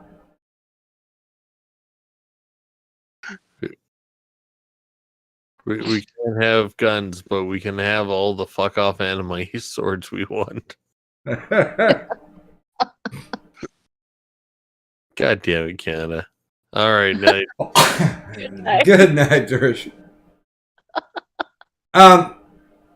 The tire story. I think you were here for this. We're sitting there talking, and this is when I lived over at the Ghetto Mansion when I was still married, and things went really weird for a while, and our only means of income at the point was the job that Nursey had. And we got into a pickle, and not the good Full Metal pickle kind. The tire went flat. We took a screw to the because junk and garbage is all around that part of the city. So she ran over a screw, and it was a slow leak. And I had enough for like Fix-A-Flat. We put Fix-A-Flat in it, and it just really wasn't working because the screw was working itself out. And just like a knife wound, you never want to pull the screw out because boom, automatically it just goes completely flat. Mm-hmm. So I was kind of lamenting it. It's one of those things. Anything that's in my life is fair game. It's a story that apparently it happened because it was meant to be told. And you know me, I'm not a fan of dead silence. Yeah. So I proceeded to tell the story, and without hesitation, Time Man donated the money to go get us a new tire. Oh, that's And awesome. yeah, and the next morning we went down. The tire shop was only like 3 or 4 blocks away, so went down to the tire shop and got it changed out. And she did not lose her job because she was already on a final written warning that if she missed work again, she would be canned. Well, that's good though. Yeah. So yeah, always a big thanks. Even though I'm not married to her anymore, Tie Man clutched me, and I appreciate that. And by the way, I will mention this that the Squatty Potty is the real deal, Holyfield. Yo, Squatty Potty is like the shit. Pun. Yeah, it's I mean, it's so funny because my buddy came over. He's like, "Oh man, can I use your bathroom?" I'm like, "Yeah, sure." And he was in there for like 20 minutes. Mm-hmm. And he came out. He's like, "Dude, I got to get me one of those Squatty Potties. Those things work." I'm like, "Well, I mean, if you're looking for me to get you a Christmas present, I think I could drop the $10 on you, so you can get yourself a Squatty Potty." He's like, "That's all." Because, like, if I ever have to go to the bathroom, I try to get up, and he ends up waking up his partner, and then there's a whole shit ton of baggage to deal with. Yeah. So he's like, "You know what? Anytime I really need to go to the bathroom, I'll come over here." And I'm like, "Thanks." I'm Cool. So you'll let me deal with your shit? Thanks, bro.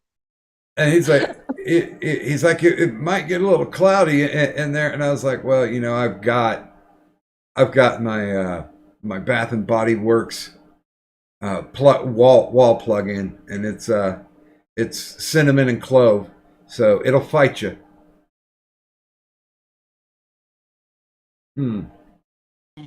Speaking of which, I actually did a responsible adult thing. Oh. Bath and Body Works had their candles for half price. Well, technically, buy 3 get 3. Mm-hmm. And I resisted the urge. I still have like 4 skids of candles, and by a skid, they are 8. Yeah, Mm-hmm. you can put 8 candles, and they're 3 wick. If I can provide a little bit of insight, if you're going to buy a candle, buy a 3 wick candle, because a single wick candle will burn, but they're never as potent. And if that wick gets fucked up, then you might as well throw the candle away. But 3 wick candles are definitely the way to go. That's how I got rid of this place stinks like a dog onus. The umbrella of stench that covered this place when I first moved in. Because, I mean, good God, they had apparently there was no place where the dogs weren't allowed to shit or piss. Oh, wow. Yeah. Yeah, that's gross. Whoa. I mean, I'm back to because I don't live in the top part, but in the bottom they ripped out every piece of carpet. And I'm like, I'm good with hardwood floors. You don't have to replace the you don't have to put carpet in here. And he was like, oh, good, because I don't have the money to.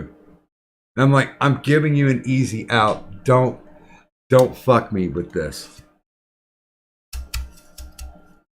That's a lot of what I've been doing. I'm like, listen, I can clean this up. I can fix this. But there's a few things that you guys are going to have to take care of. Like, I still haven't gotten them to take the air conditioners out of the windows yet. And it's now running about a static at freezing temperature during the day. Ooh. I have not. They also, the guy who was trying to figure out what was wrong, my heat worked, but the fan was on constantly. Mm-hmm. So I'm just like, well, we can turn the furnace off. As far as being able to blow out the air, the only thing I need it for is for it to. And you know the furnace is separate from the hot water tank. I'm like, as long as I got fire on the hot water tank, I'm cool. I can do my laundry. I can do my showers. So in the time that I've lived here from June, I think I moved here June. From the time that I moved here in June, the furnace has not been operational. To stay warm, I've got space heaters in the places where I normally stay. That doesn't seem legal. Why? Because I feel like, so one of the things, and California doesn't get that cold, but one of the things is like the landlords or whatever, like whoever's renting out the property has to keep it at a safe, stabilized heat. Like heaters have to work. And I think it's because of the fact that like the cold can kill somebody. I mean, heat can kill somebody too, but one can always find shade, you know? Well, and I gave him the excuse though. I said, listen, I know you have to get the other side of the duplex up and running so you can make some money. And he's really stressed because he's really having a hard time doing it. I've been paying him. I've been paying him like 4 months at a time. Jesus.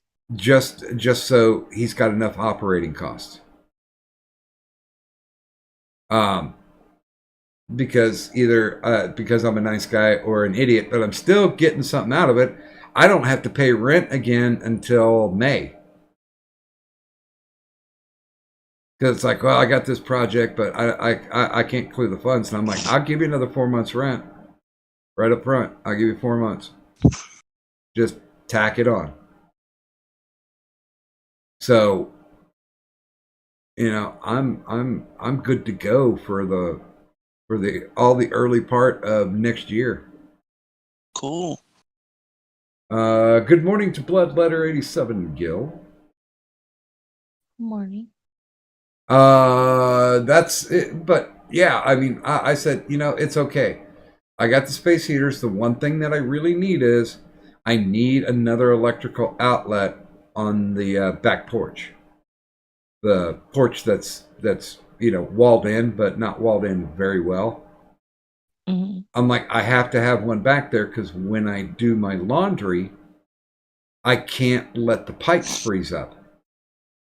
So we're going to have to be able to run a space heater back there when I'm doing laundry. That's the most critical thing. I mean, like I've reinstalled lighting and stuff and kick plates and all the basic shit, you know. And I've even taken. I came up with a method to where I can hang a draft curtain at the entrance to the upstairs, so it will essentially block the heat and try to keep it down here. I went upstairs today because like I said, that's been my physical exercises up and down the stairs a half dozen times. And it's kind of cold up there.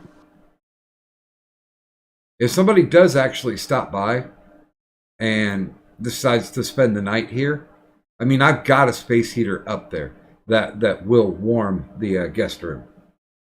But I definitely would have to know they're coming in advance so I could set that thing up and start it in the early morning so it's warm by the time they get here.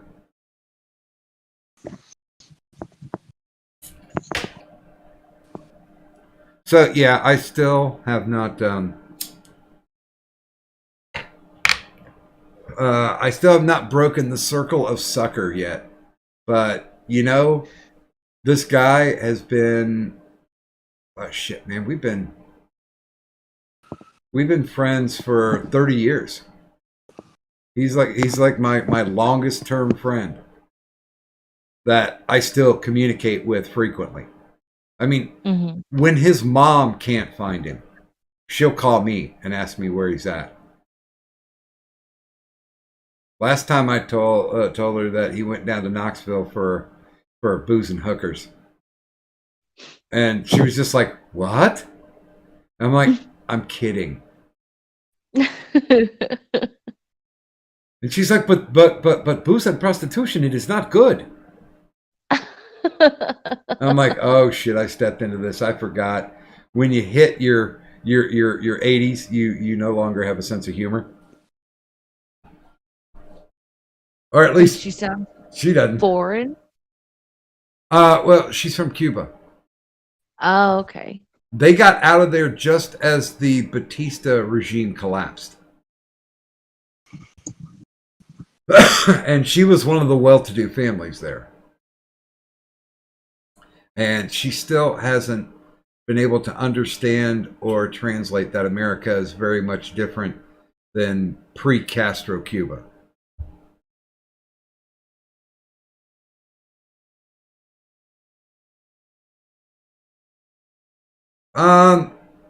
No, it's weird, Taz. I think that it's just wired wrong. I think the furnace is wired wrong because I've turned the furnace off completely. I've never had it up to try and turn it on. And the fan, you could still hear the fan running. The circulation fan right there at the furnace that, you know, pushes air. Yeah. But he went ahead, my electrician buddy, he went ahead and went down and he disconnected that. And he's like, I'm going to have to reread everything and figure out how this wires, because it's only supposed to kick on when the actual furnace kicks on. And I know eventually I probably will need the furnace, but let's put it this way. I ran a month where it was 50-degree or lower weather, and my electricity and heating bill together was a little bit under $150. Oh, So- nice. So I can handle that shit. When I get like a $37 bill from the gas company, and it's so funny, I'm getting letters like, well, maybe you should change your gas delivery guys. We'll give you a $100 Walmart card. And I was like, you guys just fuck off. I don't want to hear anything about it. You're not going to make any money off me. And I've got the paperwork now for PIP, so I got to fill that out. And for those of you who don't know, PIP is for people who live on a budgeted income like myself. They will flatline. They will level out your electric, gas, and water bills. So you can't get stiffed. They'll make sure you pay a certain amount and no more than that. And I'm like, I'm good with that.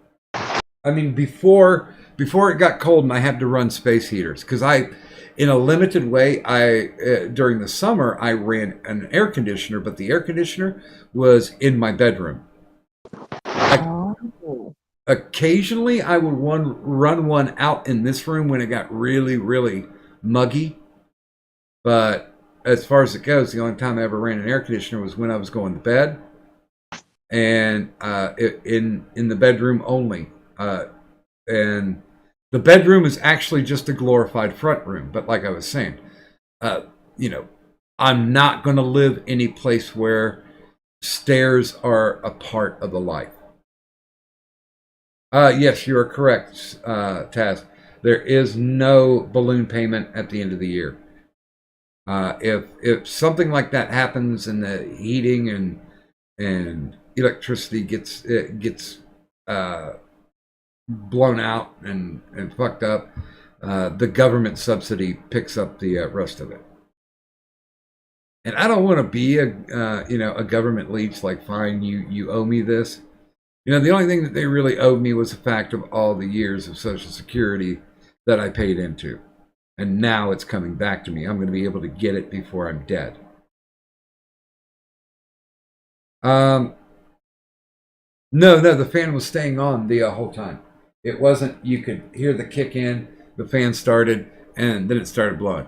The fan was running all the time.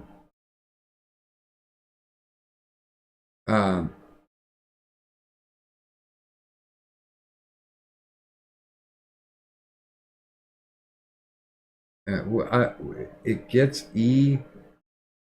Agua Fatwood. Agua Fatwood? I'm not getting that one, Taz.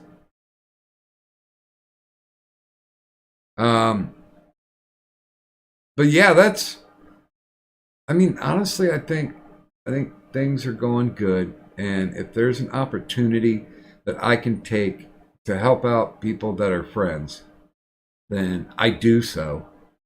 To the discouragement of my siblings, because they're like, you got to live on this. And the last time I talked to them, I'm like, I got 5 digits, not including, the 2 that come after the point. So I'm doing okay. I'm kind of thinned down, but the money from the sale of my mom and dad's house should be here no later than the end of the year. So nice. So that will go into the bank, and that will tidy me over, because I'm hoping to use half of those funds to be able to fund my Rockin' in the USA stuff. It would be a shame if that didn't happen, because the fact that, I've already got the hats and the shirts printed. You already invested a lot of time and effort into making this happen, so you want to make this happen. Oh yeah, any tool that I need is there, and I know I'm getting $1,000 a month from the government. So if I do nothing else, I've got 5 months where I got $1,000 rolling in that I can bank that too. So I'm good to go. I just have to get the damn car fixed, and my motorhead buddy is going to have me bring it over on Wednesday, because it's still leaking. On the passenger side, on the floorboard, I found a fucking puddle. It rained for like 3 days straight, and so there was a big, huge puddle. And I'm like, fuck me. That's the last thing I need to do, is to let this thing mold. But I guess I guess it would be irony that it flooded, but it froze solid because it's been so cold around here. So mold doesn't grow on frost. No.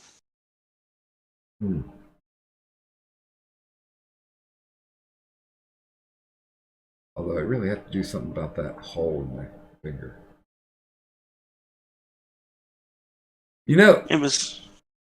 And besides, with you getting $1,000 a month, like, if you know how to take care of yourself, like, that can easily take care of one person. Yeah, and I was getting 180 from EBT. I'm working to get that reestablished. Cool. And I can live off $180. I mean, good God. I go out once a week. And usually when I go out, it's not like I'm going out to a fine dining, fancy restaurant kind of deal. I'll go like this week. I decided Chipotle. And like the week before that, it was like Domino's. And I'm not spending more than like 20 or 30 bucks. And if I do that once a week, I should be able to keep my shit in line. And my one Achilles heel is the whole is buying from this auction house, because I'm like paying, I'm getting a discount with the shit that I'm buying that's like 70, 80, 90% from what the actual MSRP is. I bought a body cam, although there's a couple issues, but I bought a body cam that was unused that runs. I looked up on the retail, it's like almost $200, and I paid $25 for it. I'm like, I don't know anybody in the rock community that has a YouTube channel that actually uses body cam footage when they dig. So I think I've got something neat. And so far, I got my cabinet built. I sent you a picture of that, didn't I, Kadan? Yeah. I got that cabinet built. I got another table built. Unfortunately, it's a multi-level 3-top table. It's an end table. Mm-hmm. Unfortunately, I didn't open it up when I was there at the auction house, but when I opened it up, I found out that one of the wood tabletops is cracked. I mean, it's broke off. Ooh. So I can fix that with wood glue. I've got clamps. I mean, I am not a home improvement specialist, but I can fix shit when it's broke. So I've got the setup for that. I don't know, though, if I'm just not going to fuck around with it and put it in the garage. And then maybe once I get everything else cleaned up, because my fucking house is a mess. It's got a shit ton of stuff. And well, like I said, I can move 6 things up the stairs on a daily basis, then I'm pretty much done. But I'm also holding on to shit from my buddy, because he was like, yeah, I really can't afford to do this. And then one of these auctions came around with home improvements that had the type of trim that he needed to finish it off. And I'm like, you can get this thing for like a nickel a fucking square foot. And normally they cost like $2 a square foot. I'm like, I will keep an eye out for this kind of shit. I will buy it for you, and then you'll have it to use it. And of course, anything that I buy from auction for his use gets knocked off the rent. But he's got like 4 tubs over here, and that shit needs to get out of here. Matter of fact, I bought him more tubs so he could get one of his properties, and it's probably the biggest house in the whole neighborhood. I mean, it's huge. Let's see. It's got 4 full bathrooms. It's split to a duplex, but it used to be a single home. It has, I think it's either 8 or 10 rooms. And then both sides have full kitchens and full middle rooms and full front rooms. And he's been working on that one for, oh my God, 15 years? Because he can only do a little bit at a time, because the whole house needs to be rewired. This was like one of the first ones in this neighborhood. So they started construction in like I think it was the 1880s. And then they finished it just before the turn of the century. So everything in it, well, it's like some of the gimmicks that I have. Because what they did back in the day was they didn't really have like on-off switches for lamps. They literally made the switches built into the house to turn on and off like the outlets. Kind of a stupid way to go, but yeah. So, yeah, if we can get all of his shit out of here, then everything's going to be where I like it. Oh, I got to tell you this story. I decided to buy, they had these, you know what a standard 2-drawer filing cabinet looks like, right? Yeah. Okay, so they had Yeah. a shit ton of them. All the auctions started a nickel, right? So I'm like, I'm going to bid on a few of these because I can use 2, maybe 3. So I bid on 8 of them. I didn't bid more than $1, and I went to bed. And I'm like, okay, I'll wake up and there'll be 2, maybe 3 there waiting for me.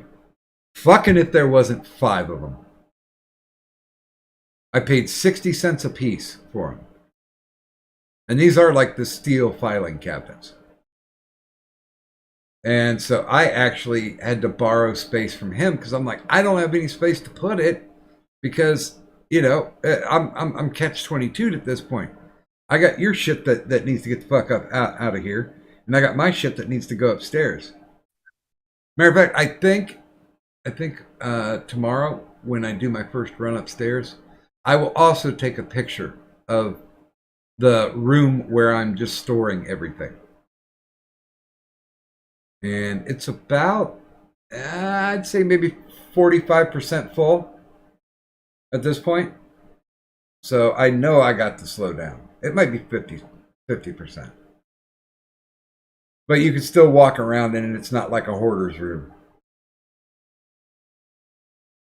But that's like one of my biggest paranoias is that, 10 years from now, I'm going to get visited by the TV show Hoarders.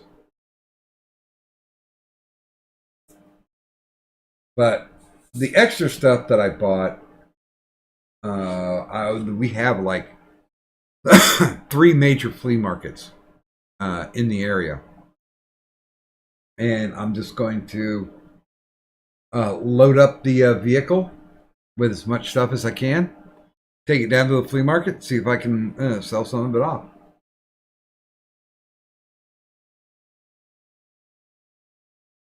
I mean, there's literally shit that runs for like I bought a telescope for $5, and it was I think it was almost a $300 telescope. If I take it down to the flea market and say I want $50, somebody's going to say yes. Although you're always going to run into that bastard. It's like 50, huh? I'll give you 45. It's like, no, you won't, you dick. You know how much it's worth. If you want to pay my price, it's fine. If you don't, I'm okay. It's really easy to pack it back into my car. I love those people. But then again, I'm the kind of person who will walk up if I see something that I want and it's $10. I'll be like, would you take 5? Start the bargaining. And yeah, I'd say the majority of the time somebody's like, yeah, I can go down to 8. And it's just the victory of I got them to go down. So it's win-win. I wanted to buy it anyway. I probably would have bought it for that $10. But yeah, I love haggling. And I'm not even Jewish. But yeah, I mean, if I know I've got something that's of extreme value and I put it at a fair price, I'm like, no, we're not gonna haggle on this. you know how much it's worth. Like I've got these little classic refrigerators. They're 6-can refrigerators, little baby ones, and they look like the old Frigidaire refrigerator freezers. And for nostalgia purpose, they're like $75. I got them for, I think, 18 or 20. So not as much as a good profit margin, but I'll sell them for half of what the retail price is. I try not to go nuts. I mean, I used to run a comic book store, and there were people who would buy the price guide and, like, say they had Iron Fist number 15, which was the first appearance of Sabretooth, and it was in excellent condition. Well, they'd take a look at their pricing guide and they would go, oh, well, this book is worth $35. And it's like, yeah, if you're selling it directly to a collector. We're only going to be able to offer you maybe 25% of what the value is. Because because number one, it's not near mint. It's not even close to mint. It's in excellent shape. So that already reduces the price. So it's no longer that $35 that you were looking at. More than likely, we're going to retail it out for about $25. So here's the deal. We can either give you 25% of what we're going to sell it for. And, that's an upfront. That's not like it has to sell in order for them to get money. We'll give you 25% of it. If it's something that's really, really that we think that can go right off the shelves immediately, or we had a customer that was looking for something like that, then we could go up as high as like 40%. And we also offered them the ability that if they wanted to go with store credit, they would automatically get 40% of the value that we would sell it for. But there'd be people coming in going, no, man, you guys, the guide says it's 35. You got to pay me 35. And then we would try to mentally sit these people down and go, then what do we sell it at? If the going market is $35 and we give you $35, we're not going to make any money. It's time to put noogies on their head and start going McFly. People amaze me with their stupidity. They really do. And most times I'll take it in stride. Because I've always been the kind of person that I will explain it to you. If you don't understand the process, I'll explain it to you again. If you still don't understand, I will explain it to you once again in another way that was different from how I explained it the first 2 times. If you don't get it then, that's when you start making me mad, because either you're dumb or you're obstinate. And I honestly don't have a lot of patience for that. I mean, Hey, I completely understand, because like the handful of times I had to take things to the pawn shop, I don't sit there and haggle with them. I know they got to make their money. And Lord knows how long it's going to sit on the shelf, and that's going to cost them money. So whatever they're willing to give me, I'll be like, okay, fine, take it. I don't need it anyway. yeah, I've worked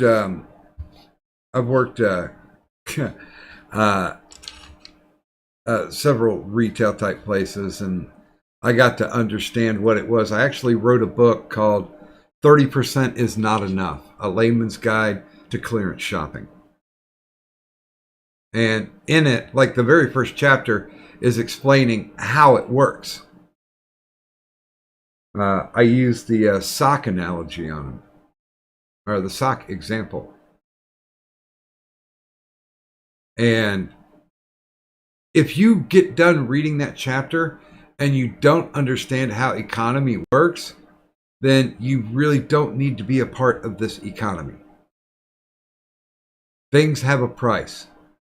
Things have to be sold at a price for someone to make a profit, to be able to pay their employees, and to be able to restock. The only time that it becomes a write-off is like when you get to clearance. Like, now I used to go nuts on Halloween, or post-Halloween and post-Christmas, because I would, before everything else had happened and before I got into married life and all that shit, I literally had 3 tubs full of Christmas stuff. And it wasn't just, like wrapping paper. And I never had a tree up, so it's not ornaments. It was like Santa hats and elf hats and snow globes and that kind of stuff. I would buy that. I'd tub it up. Then when Christmas rolled around again, I would untub it. I'd go around, pass out Santa hats and elf hats to people, just to, get into the season, to have fun with it. And at that point, this is where my personal take comes in. If you buy something at 90% off, you wait for a year and you just pass it out, technically it has no monetary value, because you're already past the point where, well, if I buy this, then I'm going to be hurting on my bills for a while. You simply do not buy it. But if you want to buy it to be, what's the word? Altruistic, maybe? No, shit. What do you call somebody who, a philanthropist? If you're going to actually do philanthropy, you don't do philanthropy to drive yourself into the poorhouse. Because that philanthropy means you have money that you can give people. Never give what you don't have. Correct. And a lot of times, it's always to me, because I've loaned out money since I've had some. I wouldn't call myself a spendthrift, but I've loaned money out. And you always also follow along with the, never loan to anybody and expect to get it back in a timely manner, especially if they're friends. Yeah. And I have been surprised. There are 2 people that I've loaned money to that, like clockwork, they needed something done. They didn't have the funds to do it. I bankrolled them on it, and they're like, well, here, I want to set up a payment plan. So, like, every month when I get my check, I'm going to give you X amount of dollars. Or every time I get paid, I'm going to give you X amount of dollars. And so far, they have not failed. Now, I did go out on a limb, and this might be sucker territory, but the laptop that was mine that I left Nursey, she eventually crashed it and killed it. And since she's working from home, if she didn't have a computer, because she called, initially she was like, oh, I don't need to get a computer set up from work because, I've got my setup here. And I'm like, all right then. And which was a dumb move, because if somebody's going to give you a computer set up for free, fucking take it. Especially if it's your boss and it's in the vein of being able to do your job. Fucking A, take them up on it. But she didn't. So the laptop that was mine, and I'm like, you can just keep it. It died. And she's like, well, I don't know what I'm going to do. And I was like, well, I got a Chromebook over here if you think you can run it from a Chromebook. And she started asking me questions about it. And I'm like, I don't fucking know. But, this is the thing. Here's something that I can help you with. And she had seen, she took a brief tour of where I'm living. And she had seen that I had a laptop in the bedroom. And I was like, yeah, that's the laptop that I play my white noise from. And I'm like, you can't have that one. That's mine. I use it for a specific purpose. It makes me happy. You can't have it. So she went on a quest and tried to find something. I'm like, why don't you go down to the Goodwill? Because there's one specific Goodwill where they put all the electronics if they're donating them. And that Goodwill tests everything to make sure it still works. So she gives me a call about a day later, and she's like, well, I'm down here at Goodwill. They've got a computer for $150, and they only have one here. I'm like, is this a computer that will work for you? Did you check the specs? She's like, yeah. So I'm like, all right, I'm on my way down. So I bought it, and we set it up to where she's going to make a payment. I gave her a pause period. I'm like, okay, when December starts, that's when the payments start. Your checks, I want X amount of dollars. She was like, I can do that. I'm like, all right, good. Now, here's the rider on it. You cannot miss a payment. You miss a single fucking payment, I don't care. I will show up and I will take the computer back. And you're on your fucking own. I can't, in good conscience, let you get away with it. You've already gotten many thousands of dollars off of me. So this, I got to put my foot down. You're going to have to be responsible. And I know when you get paid. So if you don't pay me on the day when you get your check, like if you don't pay me until that next week, I will show up at your house, demand a late fee along with it. If you can't make the late fee, if you can't make the payment and the late fee, I'm taking the computer. No simpy. And I almost felt like a dick about it, but I'm like, she's gotten so much shit from me. I set her up very well.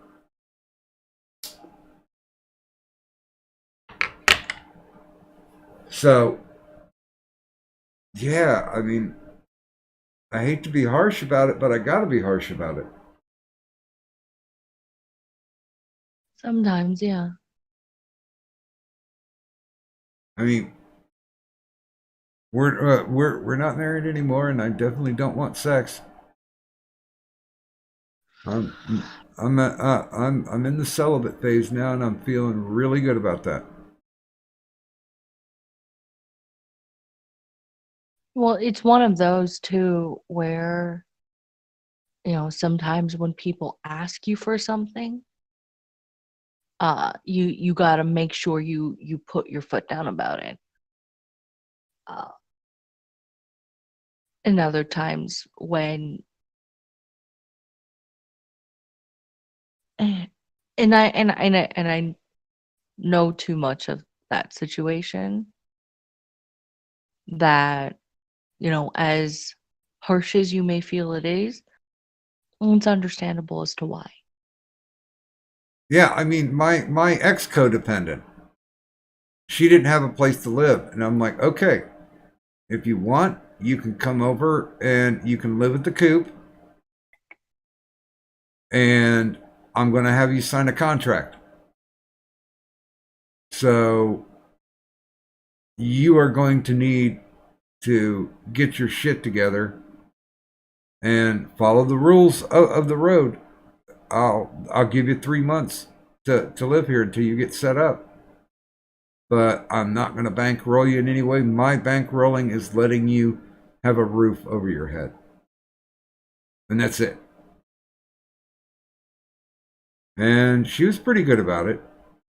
I think we only banged like once in the whole 3 months that we were there. She was trying to set up the thing where it's like, well, because she was sleeping on the couch downstairs, and it's not a bad couch. It was not a bad couch at all. It was very comfortable. Matter of fact, when Nursey started living with me there, she preferred to sleep on the couch instead of the upstairs bed. But like every so often she'd be like, "Oh, I just can't get to sleep. Can I just spoon with you?" And I'm like, "Yeah, okay." And like only once it ever led to sex. And I was okay with that. Because yeah, I'm kind of a sucker for spooning too. I'm good with that. I literally have a I don't know if you've ever seen them. It's a pregnancy pillow. It almost looks like a body pillow, like a waifu pillow, except for it's in a horseshoe. Okay, yeah, I've seen those then. Yeah, it's that big. And every so often I do find myself waking up with my arm around it. So apparently sometime in the night I needed to, spoon an inanimate object. That's a hard habit to break. Because to be honest with you, I'll say one of the things that Nursey was really good at was being available for nightly spooning. And, we did that 12 years. Mm-hmm. Well, technically, we really didn't do it a lot when we were over at the coop because, like I was saying, she spent a lot of time sleeping on the couch. But anytime she actually made her way upstairs, it was spooning. And, of course, living in the ghetto mansion, we shared the same bed because we didn't have a fucking couch because there's so much junk. Now, if you want to talk about hoarders, holy fucking shit. I mean, that place still looks bad. And we were there for like 4 years. And I'm like, okay, so we've got this shit downstairs. We need to take care of this and get rid of it. Or get it moved or get it placed. And a year later, it's like, okay, we need to do this. And a year later, we really still need to do this. And it never happened. That was one of the things that really just drove me over the edge. Well, now it's not anything you gotta worry about. No, not really. And since the computer was only like $150, she'll have me paid off. She'll have me paid off in 3 months. Mm-hmm. So then that'll be said and done. Although I hate to say this, but I've been buying cases of energy drinks from the bidding warehouse.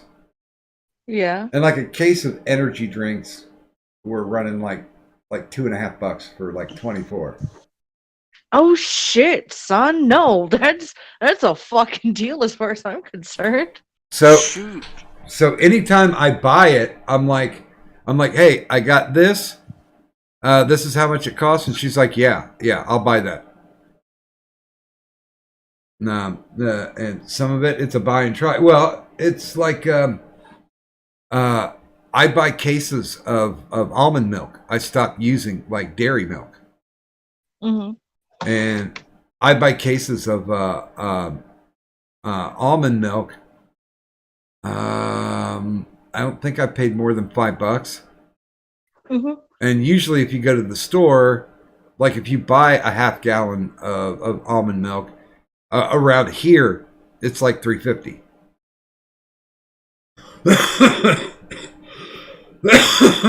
So I'm getting a case of 6 half gallons, and you really don't have to refrigerate almond milk. Unlike dairy, it really doesn't spoil. Yeah. So I'm paying $5 and getting 6 cartons, whereas it would cost me $3.50 to buy 1 carton. So it's incredibly affordable for me. Also, I have a shit ton of flavored water. People apparently do not. They do not like flavored water. At all. And I'm like, I'll drink it. It's just like I got into drinking coconut water, Mhm. and it's all coconut water. It's not like, oh, we added coconut flavoring to water. It's the actual water they get out of a coconut, Yeah. and it's got more electrolytes than like Gatorade. And during the summer, it was a godsend because it helped keep me above board. And I was buying cases of apple juice for $2. And I'm talking like a case, like 48 bottles. They're like the little bottles, but I've been drinking a lot of things that are actually good for me and healthy. Well, yeah, Taz, everything does expire, but I mean, it's not like I'm buying a warehouse full of it.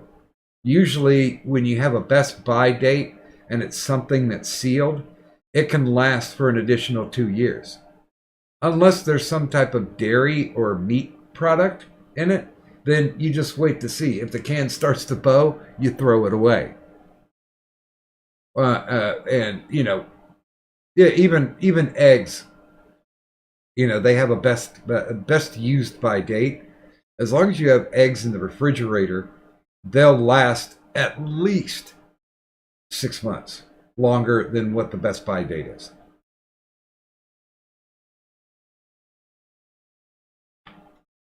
I personally have never staggered on to a rotten egg because I like eggs and I eats them. And it's funny because tonight I made shake and bake chicken. It was buffalo chicken coating, and I bought a case. It had like 8 in there.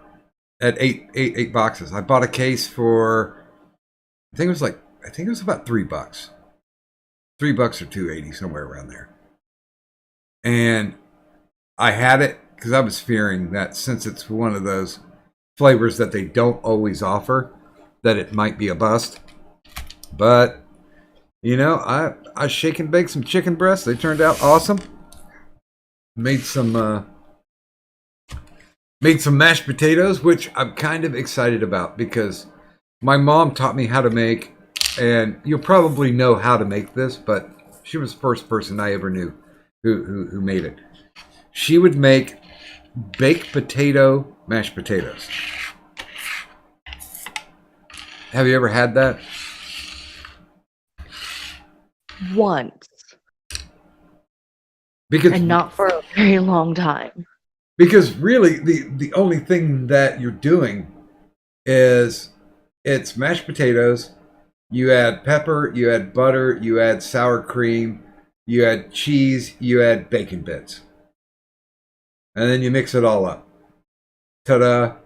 Baked potato, mashed potatoes.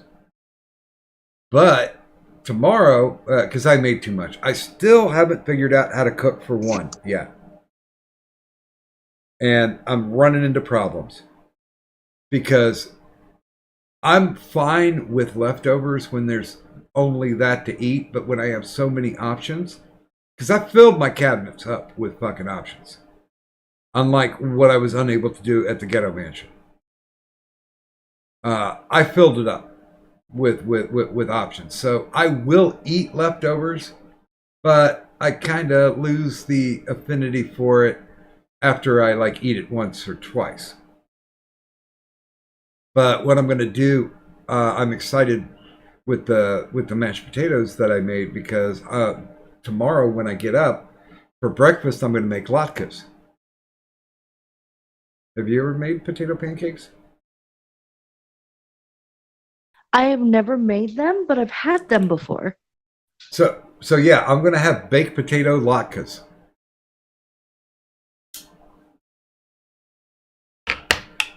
I think that it sounds delicious. And it's funny because I've got one lady that I'm in contact with who every night will be like, "So, what are you making tonight for dinner?" And I'm like, "You know what? I will invite you over sometime. I'm not going to invite you over right now because I got to get my house looking to where I'm okay with having people in. Where because it's not a pigsty, but there's just boxes every fucking where. So I'm like, I will invite you over. She's like, because I know you can cook. I was like, bitch, I know I can cook.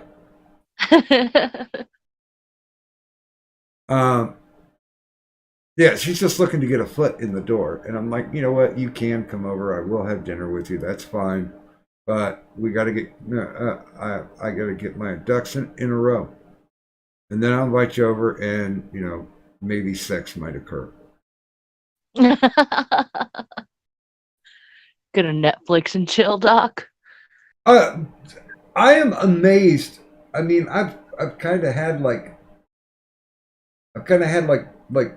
more sex since I got divorced because I'm not looking to rebound into a relationship.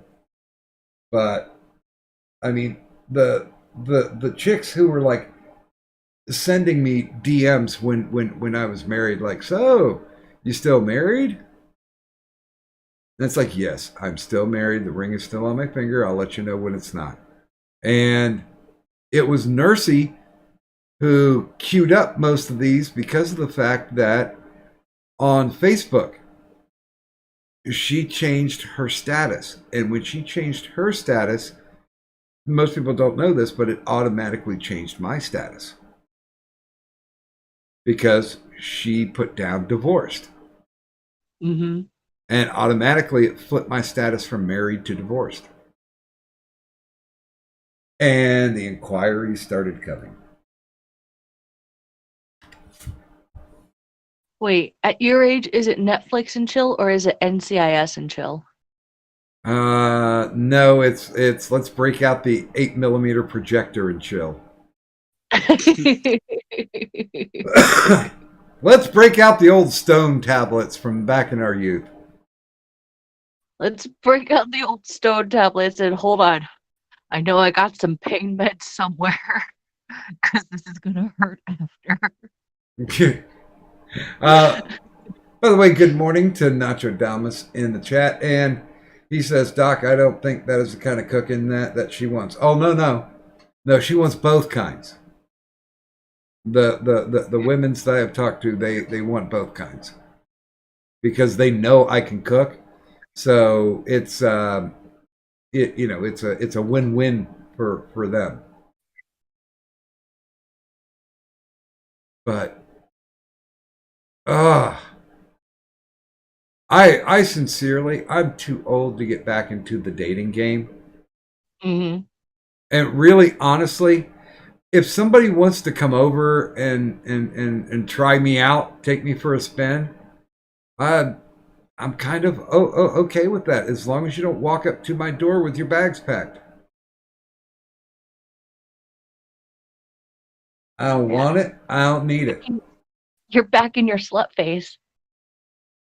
Yeah, I would call it more sexual consideration phase. Sure, come over. We'll fuck. Why not?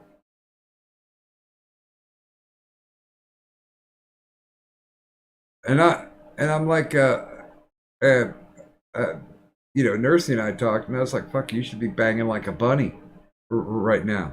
You're free. You can get fucked by anybody that you want. You own pussy. And she's like, no, and I just kind of swore it off because I'm not in good shape anymore, and everything hurts, and blah blah blah. Reading me whatever she had read and self-diagnosed from WebMD, and I'm just like, that's fine. You still can get fucked. if you want to have sex, you have the ability to go have sex, and you should. Get laid, it will put a smile on your face. Trust me, I know.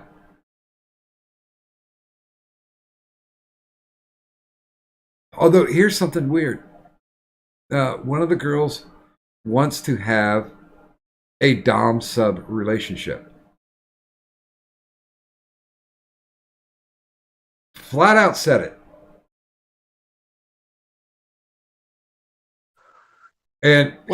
And she wants to be the sub. And I'm like, listen, I can be controlling. I can be, I can be the rule maker for you. Because I've been in a relationship before that was dom and sub, and it's not 50 Shades of Grey. But I'm like, I'm not looking for a relationship right now. But if that's how you want to do the sex thing, then I can hook you up. Because usually with people that are my age, women that are my age, their dom sub thing is more of an understanding of what they think is dom and sub is actually BDSM. They just want to get tied up. They want to have the spankings going on. They like dog collars, that kind of shit. Yeah. So I'm like, you might want to do some research on what you're fucking asking. Because, just like Princess Bride, I do not think you know what that. What you think it means? Yes, I do not think. Yeah, because there's a different dynamic to it, definitely. A lot of people don't understand that, though. Like, understand. It's so frustrating. Well, and really, it's hard to sit down and explain it to them when it's been socialized in a specific way, which is to say that people have presented what they believe it is in literature and other media, and technically that's just their opinion of how it should be. Nobody really has any due diligence to say, okay, this is what it is. This is how the relationship works. And, not every single relationship is going to be 100% here's the guide. Because there's always, in alternative lifestyles, there's always a type of flexibility. I mean, I used to know a couple that would set it up like, the month of February is Christie's month to be the dom, and they would switch back and forth. And I'm like, I don't know if that's necessarily a dom sub kind of thing, but I guess it's kind of a fringe way to do it. I mean, if you're versed in your switch, if both people in the relationship, are switches, it can work that way, kind of, but it seems like. Yeah, but that's specifically a switch relationship. Yeah. And so once again, they need to do a little reading. And fuck you, Cybertaz. He said, History Channel and chill at Doc's age. No, because war documentaries do not in any way get women wet. Neither do UFO documentaries. And I think that's all History Channel does now, is war and UFOs. Oh, wait. Don't they do ghost stuff, too? Hey, you don't know, Doc, where you might just find that right crazy chick that, finds that stuff to turn on. No, I've been sticking my dick in crazy for decades. I want them to leave. Like, directly afterwards. I don't want the chill part anymore. Good God, my hands still reach my cock. I can masturbate. So that that takes the power away.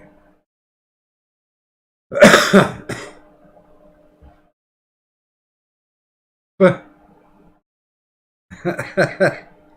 oh, dude, Taz, I was probably a deviant before you were alive, and I enjoy it. And it was so much fun. I was trying to explain to somebody in a chat that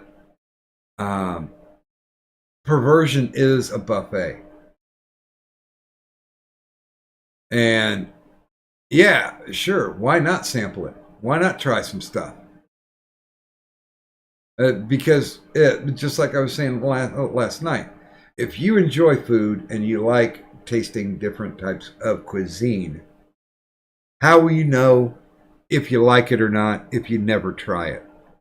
If you just read the ingredients, you can go, oh, well, that doesn't sound good. But if you actually go out, sometimes it can surprise you. The ingredients that you don't think you like in that specific combination make something good. Or it'll be a bust. Same way with perversion, whatever your proclivity is. Unless it has to deal with, like prepubescent children, then you're a fucking piece of shit and need to eat a bullet like 5 minutes ago. But besides that, whatever kinky shit you want to do as consenting adults, you want to try it out, try it out. I mean, there are tons of people that are married that really do a lot of role playing. It's like, hey, honey, let's try it in the butt tonight. No. Role playing as in, I catch you and you're doing something naughty, and then, I exact my justice on it, something like that. Hey, with what you said earlier, now I just got that image of, you at the bar and some drunk chick on, hey, want to hook up, and then you sitting there with drink in hand, grab your crotch and go, no, I have the power. Oh, I've literally told women like at a bar, it's like, hey, if you buy me a drink, maybe we can talk and get a little friendlier. And I will reach down and go, nope, my hand still reaches my cock. No thanks.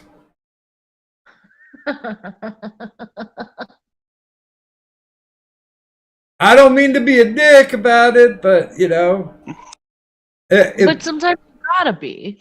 Yeah, if somebody's going to approach me just in conversation, and then we start getting a little flirty, and then there's a possibility of two people, going to the same place once the bar closes. Yeah, why not? But automatically when somebody walks up and I don't know, what is the female equivalent of a swinging dick?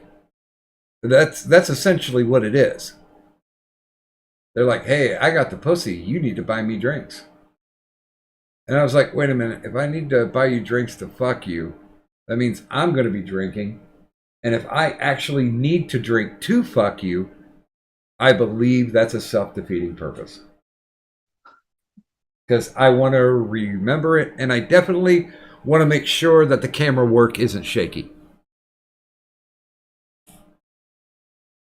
I think the equivalent to like big dick energy would be like big tit energy, because usually like women with big tits seem to be the go-to in the visually aesthetic appeal for. Yeah, I think I've got a little kryptonite for that, because I've always been an ass man, and and I've always found that women with smaller tits, or that are not happy with the size of their boobs, usually are the tryhards. They will usually try to work it, especially if it's a bigger woman and she has a small chest. They are very dedicated. to making sure that pleasure is had. Hmm. Because she's got to show that she's got the big tit energy. Oh, okay. You know, I've met plenty of guys with, how do I put it, Small penises. adorable standards. Okay. But they got that big dick energy and they put in the work, you know? So Yeah, I've never been a bottom fish where it's just like, yeah, I'm just gonna lay here. You can fuck me if you want.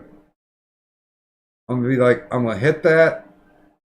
I'm gonna make it. I'm gonna make you make your O face, and then we'll start thinking about getting me taken care of because, good God, we're men. Like I was saying last night, if we were scheduling for orgasms, men are completely in the ballpark because we can get off in like 15 minutes. Bang, said and done. Whereas some of the women that I've been with, it's been like fucking hour has passed already. What is wrong with your pussy? right? like like how desensitized is that thing? I've met there was this one guy who it took a lot and a long ass fucking time to get him off, and it was one of the most annoying things that I've ever had to deal with. Um, I mean, not that the sex was bad, but at the same time, I was like, am I doing something wrong? Because, you know, Yeah, it's take but it was definitely a mental thing for him because like he would get close and then he would kind of like I don't know, like there was something that would stop him. was he like backing away from the edge? I think it was just he was constantly edging himself out. Because that is my biggest complaint anytime I sleep with a woman. Because it's like she's trying to reserve it, like it will never ever happen for her again. So she's trying to get that big nut, and I'm like, that's not the real way to do it. You get it while you can, you enjoy it, because an orgasm is an orgasm if we figure out how to do it correctly, the way that's going to make you scream yippee, then we can do it again. That is a possibility. Unless it's just a one-shot hoe. But still, have some consideration, women. God damn. I mean, if you're gonna get fucked, then please take the time to actually enjoy it and not try to string it out. That's how you create inconsiderate baby daddies or penoids. Oh no. Yeah, Pinoid's been guesting a lot on the gaming stream. I'm okay with that. Because if my friend gaming finds value, then that is completely okay. I'm a supporter of the gaming. Who isn't? That even if Addie makes up excuses for him, you must know that crusty old bird has a heart in there somewhere.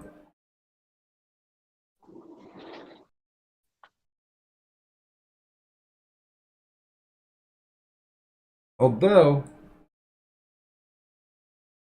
well, no, he's. I actually sent him something yesterday. I found out that Funko Pop actually makes a Spam Funko Pop doll. And it's a can of Spam, and the can of Spam actually has its own key. So I thought that was pretty damn cute.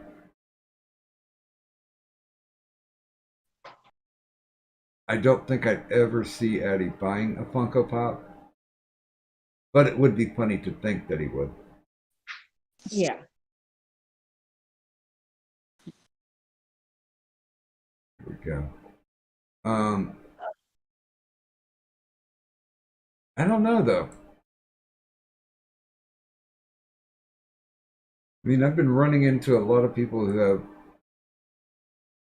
I wouldn't say strange proclivities, Mm-hmm. but maybe interesting. Unique. Yeah. And I can't say that it isn't fun for me to experience this kind of shit. It is it is a pretty good time. It's not fun, but it's a good time. Well, I found myself people watching, and I thought that was like like just an old person thing, because you'd see the old guys sitting around in the park doing almost literally nothing, and then they're fun to watch. It is very much. If you brought a lunch with you, dinner and a movie. But I've been people watching and actually finding entertainment value to it.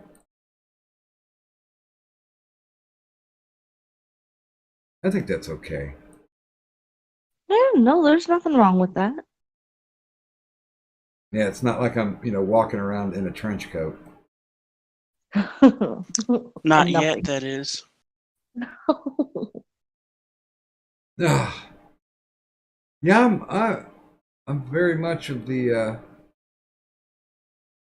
I'm trying to figure out what the fuck is going on, but then I realized that probably by the time I figured out what was going on, I would be in that hospital bed waiting for that flatlining sound. So I'm like, you know what? Fuck this. It is sincerely not worth the time.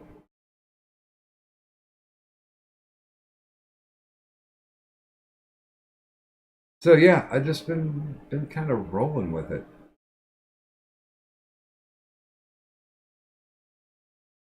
I know in my heart, if I follow along that theory that we were talking about, how you've got that moment that you were that you were born to do, that life purpose.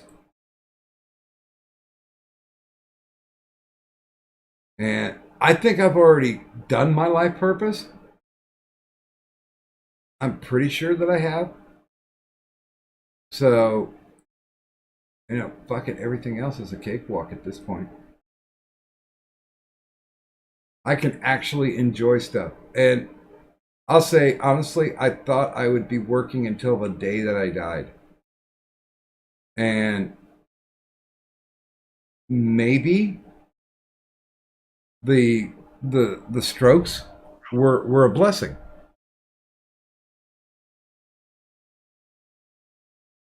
Because it did cause me to slow down. It did cause me to be more creative. It gave me the ability to indulge in things that I've always talked about. Because I know everybody's got these friends, right? That are like, boy, if I was a millionaire, I'd blah, blah, blah. Or, if I had the time, I'd do this or that. And they never do it. They never schedule the time. And I think me being put down 7 years ago started me on the path to where I'm like, yeah, I want to do this. I want to do that. Like, I know what you mean, because that's the reason why I'm thankful. Like, things turned out the way it has been for me, because now I can go. Now I've got the opportunity to go.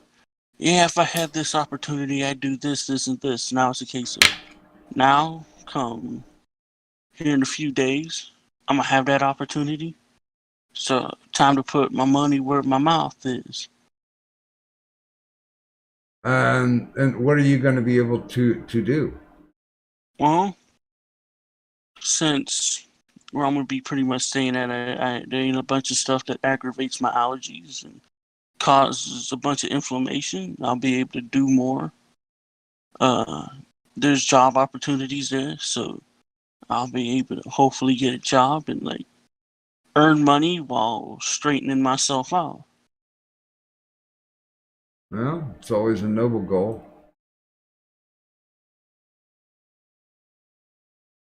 The worst thing you can ever do is promise yourself something and then not follow through, because you live with that somebody 24/7. And you better bet those little voices in your head will hold that over your head. As long as you got the follow through on it, then, you know, that conscience cannot fuck with you.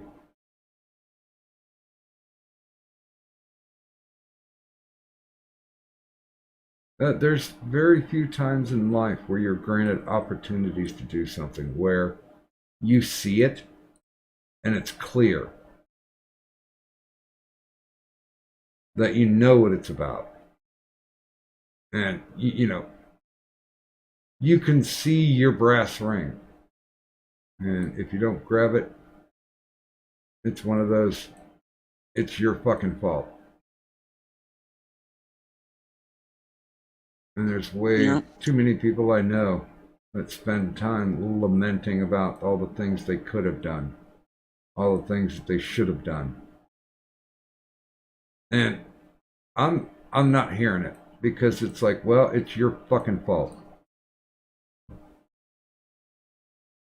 You get yourself together, you get focused, realize that there's going to be sacrifice,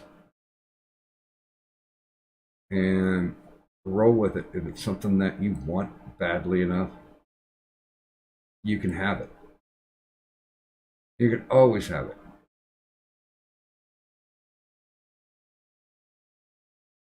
And there's just been, I've seen too many people, especially recently, that are legit just, I'm giving up. You know, life's too tough, blah, blah, blah, all this shit. And it's like, why are you fucking crazy? Life is meant to be tough. Life is a challenge. Life will make you do a lot of uncomfortable shit. But that's what life is. Life is a continuous test. I guess only when you get to the point where, you know, the Reaper's hanging out, that you can figure out in your own brain if you passed or failed. But when you're at that point, you'll also be able to tell yourself that you tried, that you did make an honest effort. Because like I said, that little voice in your head, it will fuck with you hardcore. Because you can't lie to yourself convincingly. You know, yourself is the only person who knows every ounce of bullshit.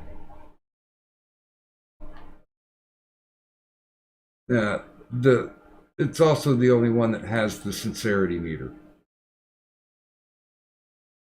You know, that's going to be able to tell you.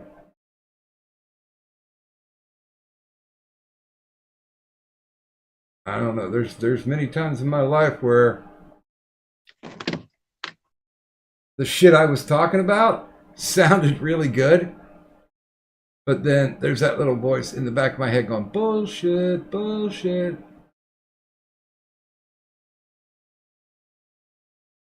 You can't escape that voice ever. So the only way you can silence that voice is to legitimately do the best that you can do, because that takes all the wind out of the sails of that nagging fucking voice in the background. Yeah. And you know what? You can even fail too. But you tried. If you made an honest effort, you can fail. And you don't have to feel bad about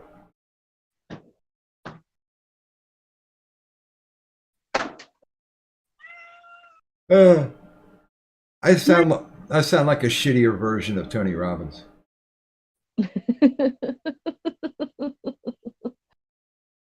Nah, you're fine.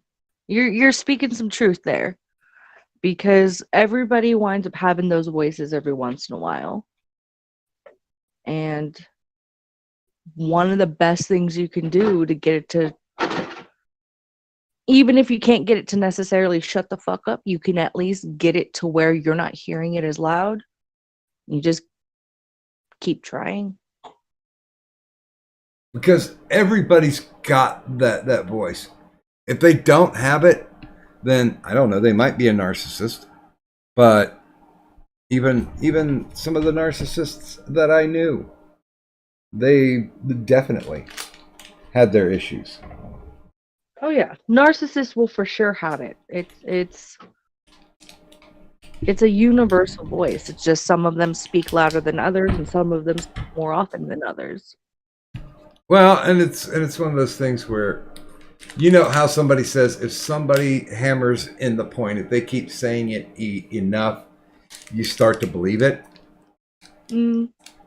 That's the kind of time where you need to actually tell that little voice to go fuck off, or even better, say, oh really, you think so? Well, I'm going to prove you're wrong. You know, I'm going to do A, B, and C, so fuck you. Be defiant about it. By the way, I found these new things called Jif Power-Ups. And it's just peanut butter granola. And it's delicious, and it does power you up.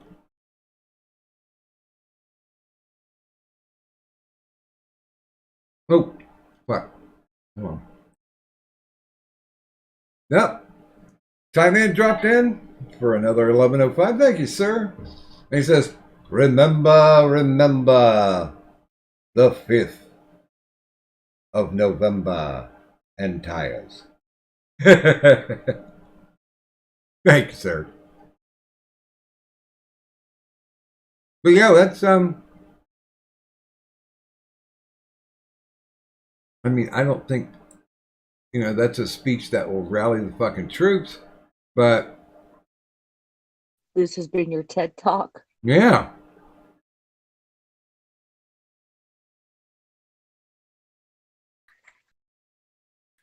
Well, it's not. It's a good TED Talk, and it's one of those things that, you know, hopefully more people will get to hear, in some way, shape, or form, in their own ways. Because I know, especially with how this year's been, there have been a lot of people who've gone into that, I guess, defeatist mindset. You know, they just feel so disheartened. And it's like, don't let yourself get taken by it. Like, don't let yourself get taken over by it. Yeah, some shit's still kind of shitty, but it's not going to stay like this forever. I mean, good God. When the whole election thing happened, I can't tell you how many people that I ran into that were acting like it was the end of the world. And I'm like, really? This is the shit that you want to legitimately waste your time on? You Yeah, know, tell me about it. I mean, fuck off with this dumb shit. Get on with life. Because you know what? Unless we get pushed into some type of bizarre world war, we're going to be okay. I mean, those people who said that Trump was the worst thing in the world, guess what? The 4 years happened. It's over. It's done. We're still on the planet. Now some crotchety old guy is going to take over for like 3 or 4 months before he lets the black chick become president. Yeah, it's like people let this blow way out of proportion. Like, life's gonna move on. The world isn't gonna end. Just live your happy or sad little life and just move on. Well, and everybody talking about gloom and doom and all this shit. Like I said last night, I went out just for what I expect to happen in the next 4 years. I went and bought a case of popcorn Mm-hmm. because I don't give a fuck. Trump was pretty goddamn interesting, so they're going to have a high bar that they need to hit. And I'll be honest with you, it's going to be hard to beat that crazy old fucker.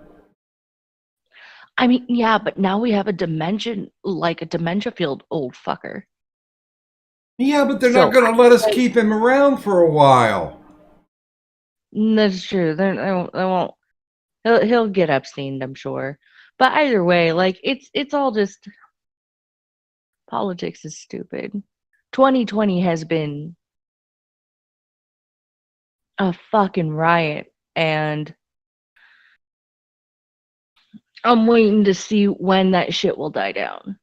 Like, I know I've gotten myself into my own like defeatist mindset every once in a while. I'll be honest with you. But I just want to see the Kamala Harris porn tape because you know it's out there. Our very first president that has been actively involved in porn. That would be awesome. oh, you know what? I know this is funny. I think her porn tape would be like one of those like um are you gonna make me your slave, sir? Oh my God. Yes. I can't say you're wrong. Yes, massa. Whatever you say, massa. Well, you know, since her actual family was in the slave trade in the East Indies, Oof. that could be the spicy that she likes. And you know what? Like I said before, do your perversion the way that you want to do it. Mhm. Doc, talk like that is how people become sad, man, and I don't want you to become sad. Oh no.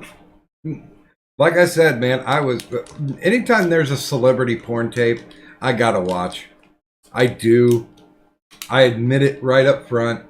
Just because of the fact, especially if somebody's got a big fucking mouth on them, I want to see if they can back that shit up in the bedroom. So what you're saying is you did watch the Ralph porn tape. Gotcha. Fuck, I had like 8 people send it to me. I'm like, yeah, I'll watch it. And I was like, you know what? I can tell that girl's fucking crazy, but it looks like she put the effort in.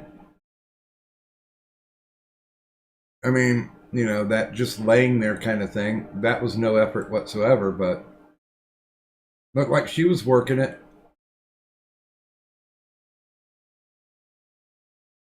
So, God bless her.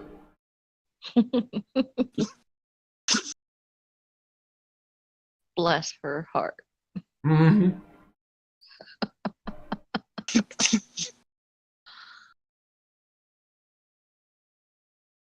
See, I I really do believe in the theory of recreational pornography.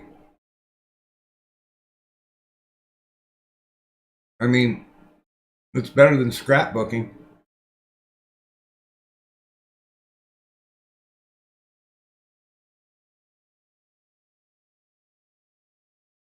Sorry, I'm chewing I on mean, hey, fire. if it works, it works.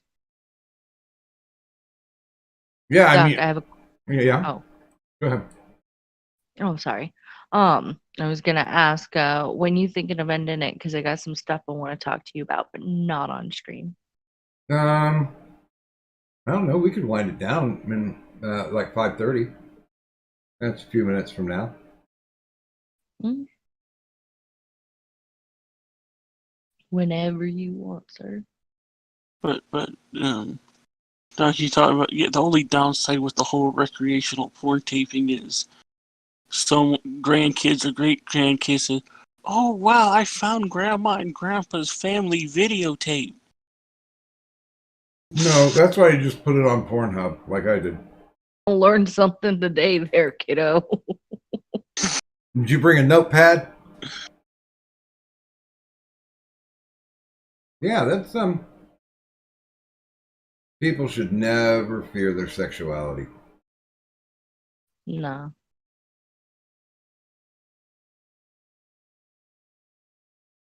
Because that's what makes life fun.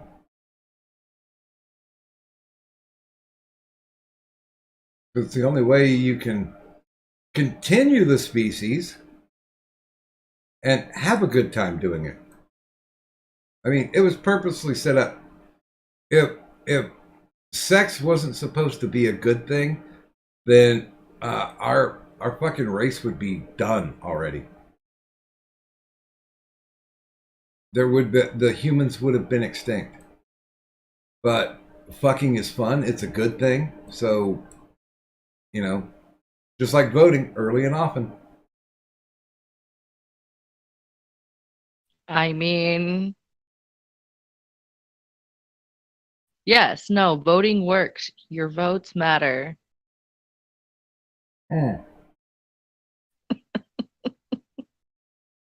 If not, you can pretend. Live with the illusion, love the illusion. Yes. Sometimes that's all you'll get. By the way, those fuckers still haven't paid me yet.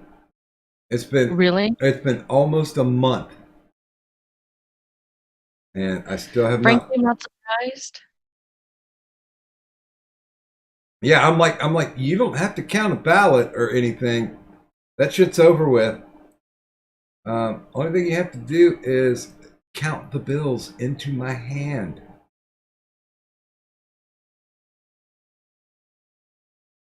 You tailbones of humanity.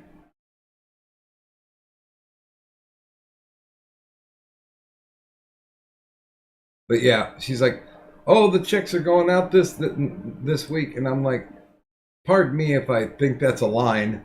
She's like, "No, seriously, we had to clear a couple of things," and I'm like, if this would have been like a regular job, I'd have been on your ass 3 weeks ago. But it's not. So, and it's not like I need it to survive because it's going to be like $120 or something like that.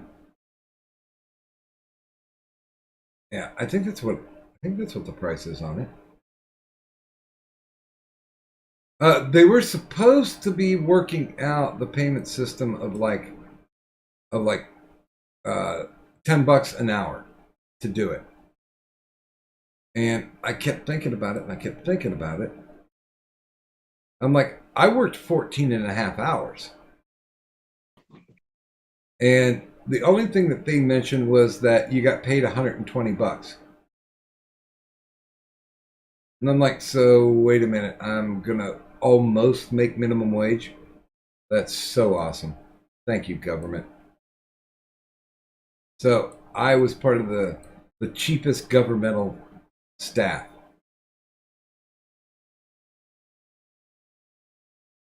I am not completely happy about it, but You know, it's an experience. It's a once in a lifetime experience. I'm glad I did it. I have no reservations about the fact that I went out and instead of pitching a bitch or being woeful about anything, I went out and I did something. So, fuck all you whiny, mopey bitches. If you really wanted to make a difference, you would have done what I did and get out there and help the process.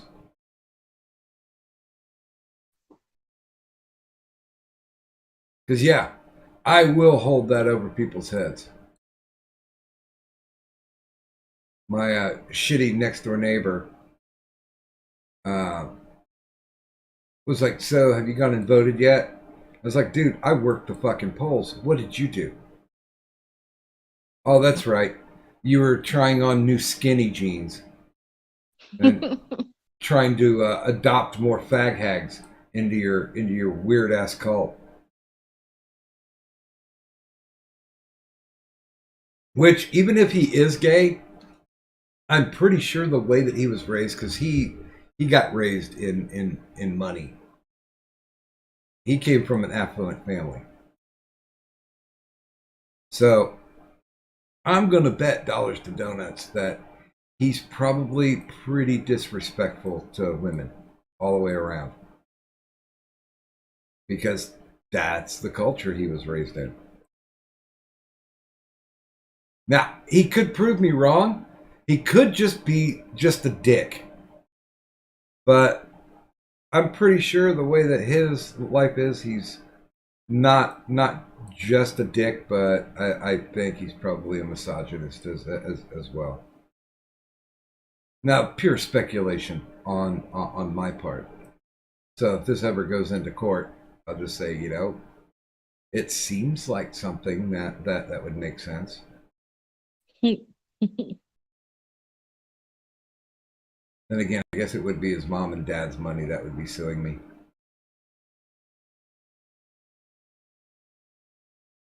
He's such a cock stain on humanity. God damn it.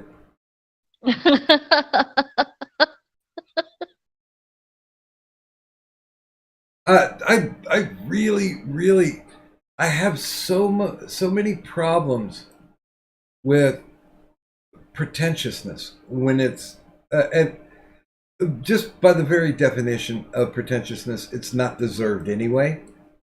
Mm-hmm. But people who have that belief, it just like Kelly Bundy said, it just makes the mind wobble.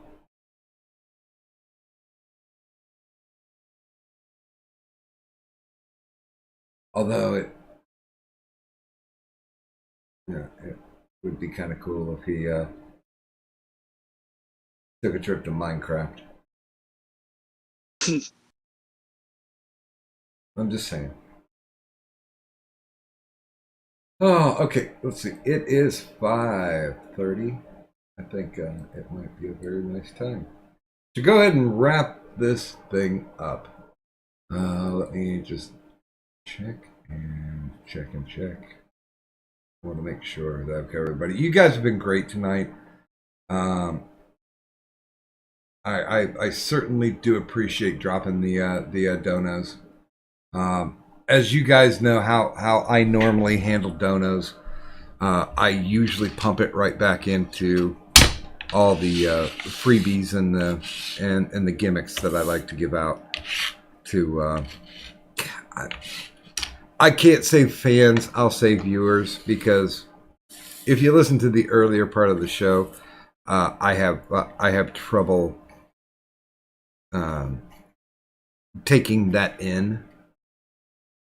That people would fanboy, so you know, I guess that's self-deprecation in a good way, because I do respect people who give of their time to actually come and listen to an old fool ramble, and maybe having good conversations with good friends.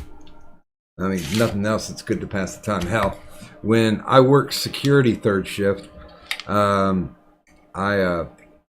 I thank the Lord and the devil for the creation of Coast to Coast AM, because that kept me fucking entertained while I was just sitting around doing literally nothing. So I hope we can provide some of that love to you too. Anybody have anything they'd like to shill? Well, as you can see, I already posted my link in the chat. I should have a video out either sometime today or tomorrow. And hey, I hope you enjoy what you see. So, By the way, good morning to Bastard Beast. And once again, we're signing off. No, I don't like Jim Bohannon. No, I was always an Art Bell fan. I enjoyed listening to Art Bell because he was a man who, even if he brought somebody on, it was just talking literal bullshit out of their ass. He always engaged them. Like, I completely believe you. Like, yes, aliens are kidnapping us, and the reason why they're doing so much probing is they're trying to teach us how to speak in their language and talk out their asses. Well, I guess if anything, the election has proved that we have learned to talk out our asses. So there you go, aliens. You're awesome.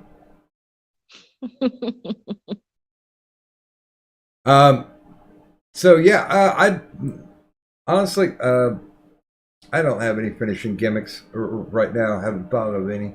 Haven't worked anything up. But I will say that I thank everybody who showed up tonight. And of course, not only thanks to everybody that was on the stream, but those who were in the chat, keeping the conversation lively for me. I certainly do appreciate it. It does an old man's heart good. So, thanks everybody for showing up. And until I have the ability to find a new closing gimmick, thanks everybody for coming out, and look forward to seeing you here next time. Good evening.